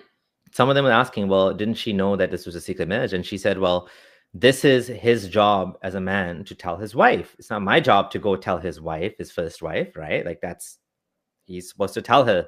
I never said he has to hide it from her. Like that's between him and her, right? Yeah. So of course, you didn't want to be a secret wife. Nobody wants to be a secret wife. What the hell wants to be a secret wife? What the hell? Nobody does. Yeah. Just to go off topic for a second here. I'm just thinking, it's been in the news lately, the P. Diddy trial, and Cassie, the R&B singer, she's testifying against him. They were in an 11-year relationship, and there were times where there wasn't consent, and the court is trying to, establish was this, something that was consensual or not. There were, but in her testimony, she's saying that there were times there wasn't consent, and that can happen, right? She could be consenting at one point and also not consenting. So, Aisha, not trying to, this isn't the same thing, but Aisha consented to the marriage, but she didn't consent to this type of marriage, this type of outcome. This wasn't, a relationship she was consenting to, a hotel. She didn't want this. Yep. Exactly. Lu Kang Argentino saying, is Islam an incel-like religion? Very much so. Muhammad's needs for Muhammad's insecurity led to a lot of the teachings in Islam that we have today, right? Pagan Lester saying, typical misogynist. The fact that men don't talk about the problems as much contributes to the high unaliving rates. That could be true as well. I'm not sure I understand the connection with typical misogynist. The fact that men don't talk about their problems as much just meaning like, it's kind of cathartic to talk about what you went through. Yeah, exactly. Moonbeam X5 says, secret wife and no rights. Sign me up. Sarcasm tag. Your life is not destroyed, sister. You have your whole life ahead of you. Why is your life destroyed? What not getting? So if someone has let's just assume everything that you've said is correct, that Muhammad Hijab didn't fulfill his promises. Does that destroy your life? Yeah. Why? I think she'll get over it eventually, but for now, her life does feel awful, right? It does. And how does she trust any Muslim man anymore now after this, right? And exactly. Oh, any man in general. Like, I mean, Muslim man has to be Muslim, I guess. So yeah, and I felt like that after what I went through. I felt like my life was destroyed, and to an extent, it kind of was, and it would have been if I remained in Islam. It would have remained destroyed. I was single for many, many years, right, until I met you. So, but now I don't feel like that anymore. Like, she's going. I do believe, life will carry her through. She'll recover from this. She'll move forward, whatever that looks like for her. But at this moment, it's a very valid feeling to feel like her life has been destroyed. The Sentinel is asking, are there trained psychiatrists that specialize in ex-Islamic trauma? Not that I know of. I wanted to become one, but I ended up going back for a master's in criminology. But yeah, this is one of the interests that I had when I was in college, when I was in my undergrad. I think that we need more therapists that specialize in this, because I've been in therapy myself a couple of times since I went through everything that I went through. And the issue that I always found, and maybe you guys will agree if you've been in therapy, a lot of times the therapist has absolutely no background understanding about Islam at all, right? And it makes sense because they weren't Muslim, but they're not going to be able to properly help you and give you therapy without, having an understanding of that. And what actually happened with me was I'm sitting there doing this emotional labor and educating the therapist about what Islam teaches, what Islam believes, and hoping that they can help me when they should be the one that knows this. They should have this knowledge. So what I'm saying to you guys is, if you're in college or you're thinking about going back and you're thinking about getting into that field, I think it's very much needed. And I think that need is going to increase in the future because of the rate of people leaving. So I think that we do need more trauma, centered, religious trauma centered therapists with a background in understanding Islam and leaving Islam. But would you agree that it's still beneficial to seek a therapist if you're struggling with this? And could they not conceptually help you? Of course, yeah, of course. And I was helped. But yeah, just do your due diligence. Look on Psychology Today. Look for somebody who's probably not aligned with any religion, and who's more secular. Maybe that might help. The therapist that I had, she was some sort of like she was like a hybrid of Christian, Buddhist. She didn't project. Yeah, she didn't project any of her views onto me. But when I first, one of the first times that I saw her, it was like the second time I saw her, she gave me this newspaper article, and I was like so shocked. It was like talking about like Muslim marriages and just like, domestic violence, right? Like she was trying to hint to me like, don't, just food for thought. Maybe you want to consider, what you're involved in here. But she never tried to, it never came up in session to try and get me to leave, anything like that. But, yeah. Anyways, I suggest to everybody, if you can, ask if they have a sliding scale, seek a therapist. It helps. It helps no matter what. But I'm saying in the future, we need more specialization. Yeah. I mean, we can even talk about like something personal between us is that we've actually have a therapist. We go to together. She's an older Jewish lady. She's a really lovely woman, and it really helps. Like anytime we have any sort of challenge with communication, with emotional struggles, with bonding, with the blended family, anything like that, we keep notes of it and we speak about it. And she is amazing. She's a registered social worker, and she helps us to reframe this, to create problem-solving techniques. There's this tool she uses called the feedback wheel, which has actually helped us a lot, helped me anyways. And I do think that, honestly, going to a therapist is like a superpower. It's like you talking to someone that's an expert in certain things, could be relationships or whatever. I'm not talking about going to a freaking life coach here. We're talking about a therapist. Don't do that. Yeah. Therapists that knows specific things. And of course, they're all different levels of, like, some of them might not be good. Some are good. I'm lucky that Huda has a background in this. She was able to find a good one. The first time around, this is the first woman that we spoke to, and we loved her. I had a therapist before that when I was going through the divorce that wasn't super helpful, but still gave me some insight. So, there's a bit of a challenge in finding the right one, but you still have to try it. Eventually you'll get a good one, right? Yeah. And usually they'll do like a 15-minute like phone call with you, and they'll talk to you about like, what are you looking for? And they'll see if you're a good fit. Right. And sometimes it's a process. You don't always find the right fit, but I just had a feeling about this one, and I was right this time. Yep, so. You were absolutely right. Whole Strand says, Mr. Friendly Ex-Muslim is really lucky to have Mrs. Friendly Ex-Muslim. Yes, I am. Thank you so much. And he's also a psychiatrist and a counter-jihadist. Moonbeam Mixed Wine says, men blame feminism for the problems like loneliness, poor mental health, and not speaking up about domestic violence, abuse. When feminists are literally trying to help men with these things too. You see, it's all feminists.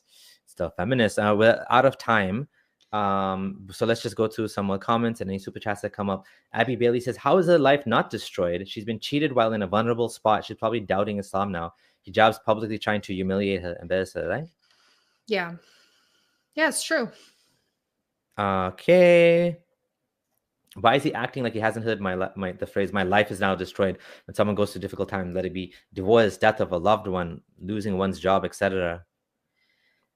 I think this is an issue in that community in general. It's Qadr, pray more. And like, it's just, it's like, just get over it and get on with it and, invalidate. Jewish Samantha says, I wish I could find a therapist that understands being a communist cult survivor. There is actually, I spoke to a secular group in the US. I forget the name now. It was on my channel, where they actually help former like religious people that are struggling with religious trauma. I have to find the group. It was so long ago now, but there are groups out there. I hope go ahead. Yeah. I was going to say too, like, I'm just thinking like, if I'm her, what was her name? Jewish, the comment that was just yeah. Samantha something. Hold on. Let me find it. Oops. Right. I don't know where it is. It disappeared. Okay. So if I was her and I'm searching for a therapist, I mean, we always, that field always needs specialization, people who understand these complex, situations. But I do believe, though, if you go on Psychology Today and you kind of filter, you would be able to find somebody who's a good fit. They might not know or understand exactly what you went through, but they're gonna be intelligent enough to be able to help you navigate that. Yeah, I'm not an expert, but I don't think they need to be ex-Muslim to help you. I don't think they need to necessarily be that. They just need the tools to help you because a lot of therapy is not about telling you what to do. It's about asking you questions to make you think about the assumptions that you have and to reframe your thoughts, right? Yeah. They always work with a theory too, right? CBT, cognitive behavioral therapy. That's very common. But if you see an ex-Muslim therapist would be nice, but I can't afford therapy. So gym and video games it is. You can also journal. That helps too. And it can also help with nightmares, guys. If you have nightmares, journaling can help. David Kazashi, thank you for the $5 super chat. Hey, from D Wood's channel, help you guys. Sorry, it's not much. No, it's all appreciated. Thank you so much. It's the thought that counts, and every little bit helps. Yeah, we appreciate it. Thank you so much. Okay, so we are at time limit, and we have other things we have to do today, unfortunately. This has been a lot of fun. We didn't quite get through the video, and I had a feeling when I saw how long it is, I'm like, oh God. We got to the part I wanted to get to. Oh, well, maybe we could do like a part 2 of this. Yeah, so let's see what's coming up. What's coming up is he's going to talk, so we're at 28 minutes. He's going to talk about polarization and public religious scandals, public morality, claim that Islam itself can be questioned, distinction between criticism and smear campaigns. He's going to talk about McDonald's nikah. There's a lot of interesting stuff coming up. He's going to talk about validity of misya marriage, psychological consequences. There's some interesting stuff coming, it sounds like. Yeah. And you know what? He does touch upon, I know in this video because of Jai and Doc, he talks about women having an expiration date, so to speak. And I would love to get into that because, again, this is a religion that's supposed to be like caring about women, but yet we expire. And it's like, what does that say about the value of women in your society? Right? If after a certain age, nobody's going to care anymore and think that you're, Yep. Sentinel says the goal of a therapist is to get the person to peel back the layers of psychological roadblocks that are still resulting in an unfulfilled life. That's a beautiful way to put it. You have to be introspective enough to do it. It's painful. It's hard work. It is hard work. Yeah. It's not fun. Yeah. Yeah. They provide insight, right? And then they hope that, this insight that you gain helps you come to your own conclusions, Yeah, they don't solve your problems. They help you to solve your own problems, which is why it's tough. They give you tools, yeah. And that's what a lot of times the problem is, lacking the tools, right? Yeah. So Great Crusade wanted to ask you a question for Huda, if you dislike Christianity as well. If so, why, Huda? Do I dislike Christianity?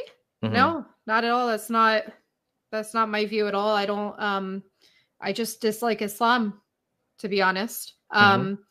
Also not a fan of Mormonism or Jehovah's Witnesses, obviously.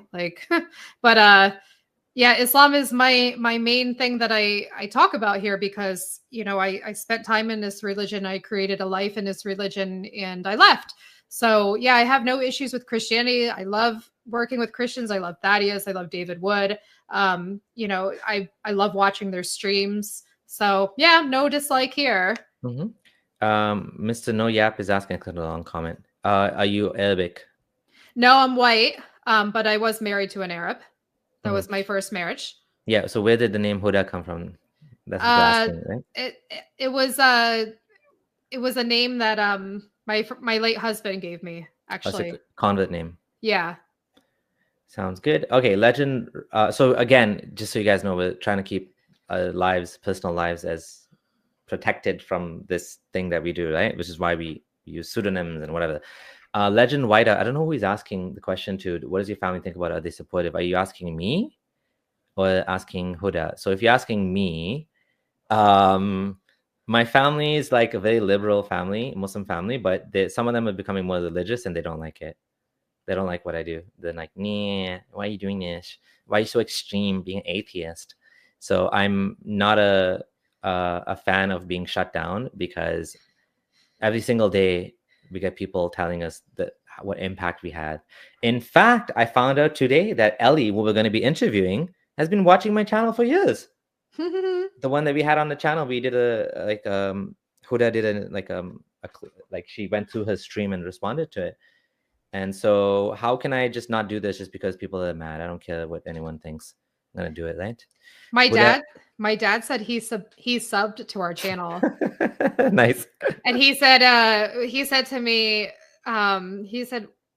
in one way or another, he said like it's too deep for him or something. I think he means like it's just so complex. It's too Islamic. Yeah. He doesn't understand, like this is like over his head. Like it's understandable. But he's up to be supportive, so that's nice. Yeah. Z-Man says Huda is Arabic for guidance. Yes. You see, it is the proof. The guidance is here for the ex-Muslims. Yeah, my family is Ismaili. So Holstrand, actually, no, I was referring, my half of my family is Sunni. Majority of my family is Sunni because my dad's side is Ismaili, but there's very, very small family. In fact, I only have one uncle that's like still alive on my dad's side. So it's just one brother of his. My mom's side, the Sunni side, is the massive side where I have like tons of cousins and uncles and aunts, and Huda has met all of them. They're very lovely people. Yes, sir. So no, my family's not Ismaili per se. Like it's mostly the Sunni family. The Ismailis, they absolutely don't care about what I do. They're happy. They're like, whatever, go ahead. I don't talk about, it probably wouldn't like it if I talked about Aga Khan, the Ismaili leader. I talked about him once, the now departed, like died one, but they probably wouldn't like it, right? So they probably wouldn't like if I talk about him, but I do talk about Islam in general, and they're so chill and liberal. They're even more liberal than my Sunni Muslim family. So, right. So, Holstern says, as long as Huda's family doesn't revert. Oh, no way. They would never. Oh my God. They've seen enough. They've seen enough. Okay. Did the Sunnis of the family consider Ismailis kafir? Pretty sort of, yeah. They don't like so my mom's family didn't like my dad. They didn't like her being an Ismaili man. Her parents even said they wouldn't, I don't know, they wouldn't talk to them when they got married. But then apparently when I was born, they softened up. So I was a sweet baby that made everything better. So they lightened up. Again, they're like I, as a former Sunni, used to consider Ismailis kafir. Like I used to consider that Ismailis are not Muslims. But now I'm like embarrassed to say that because I now say the Muslim too. They're just different type of Muslim, right? And I confuse people when I say I converted to Islam because what I mean to say is I converted to Sunni Islam. Right? I was Ismaili. Ismailis are very different. Okay. Yeah, it sounds like a smiley. It's a name of the sect. Yeah. Zubaydah Khan, thank you for the $5 super chat. Most of my career in mental health for 7 years was cleaning up Muslim trauma. Wow. Will Allah be mad at me for leaving my husband? Whoa. Abuse for 40 years. That's interesting. Wow. I guess working in the Muslim community could be helpful in that regard, I guess, but it'd be hard. I have a friend who's like a sheikh, and I'm not going to say, I'm going to say as little details as possible so he's not identifiable. And he's an ex-Muslim. And he tries to help some of these Muslim women and they get mad at him. So like if he tells them you shouldn't do this, like what's that thing they do, the ruqya, the Islamic exorcism, and he tries to like give them a little bit of rationale. They get mad at him, say you're doing bid'ah and this and that. So unfortunately it's kind of hard if you're inside that Islamic bubble to to poke holes in it, which is why like I'm a fan of just leaving Islam openly and just being like, yeah, this thing is garbage. Right? Okay. Any other? Okay, so we are actually out of time and we need to end it there. And so one last comment since it just showed up. David Kazashi says, "Friendly Exmuslim, is it kafir or kuffar? Kuffar is plural, kafir is one. So it depends if you say the kuffar and you're talking about a bunch of them. If you say kafir, yeah, kafir, it means you disbeliever. So yeah, that's it. So yeah, thanks for watching. Any final words from Mrs. Family Ex-Muslim before we close off? This was a fun stream, guys, and I really enjoyed it. And maybe we should do a part 2. we'll absolutely do a part 2. And those of you who made it to the end of the stream, if you just joined, well, good job. And like and subscribe, all that fun stuff. Leave a comment after the stream is done if you're watching it after the fact. I hope you enjoyed the Mr. and Mrs. Friendly Ex-Muslim podcast. If you want to do more, join us on Patreon or on YouTube membership. And that's it. This is Mr. and Mrs. Friendly Ex-Muslim. Signing out. Signing out. Bye, guys.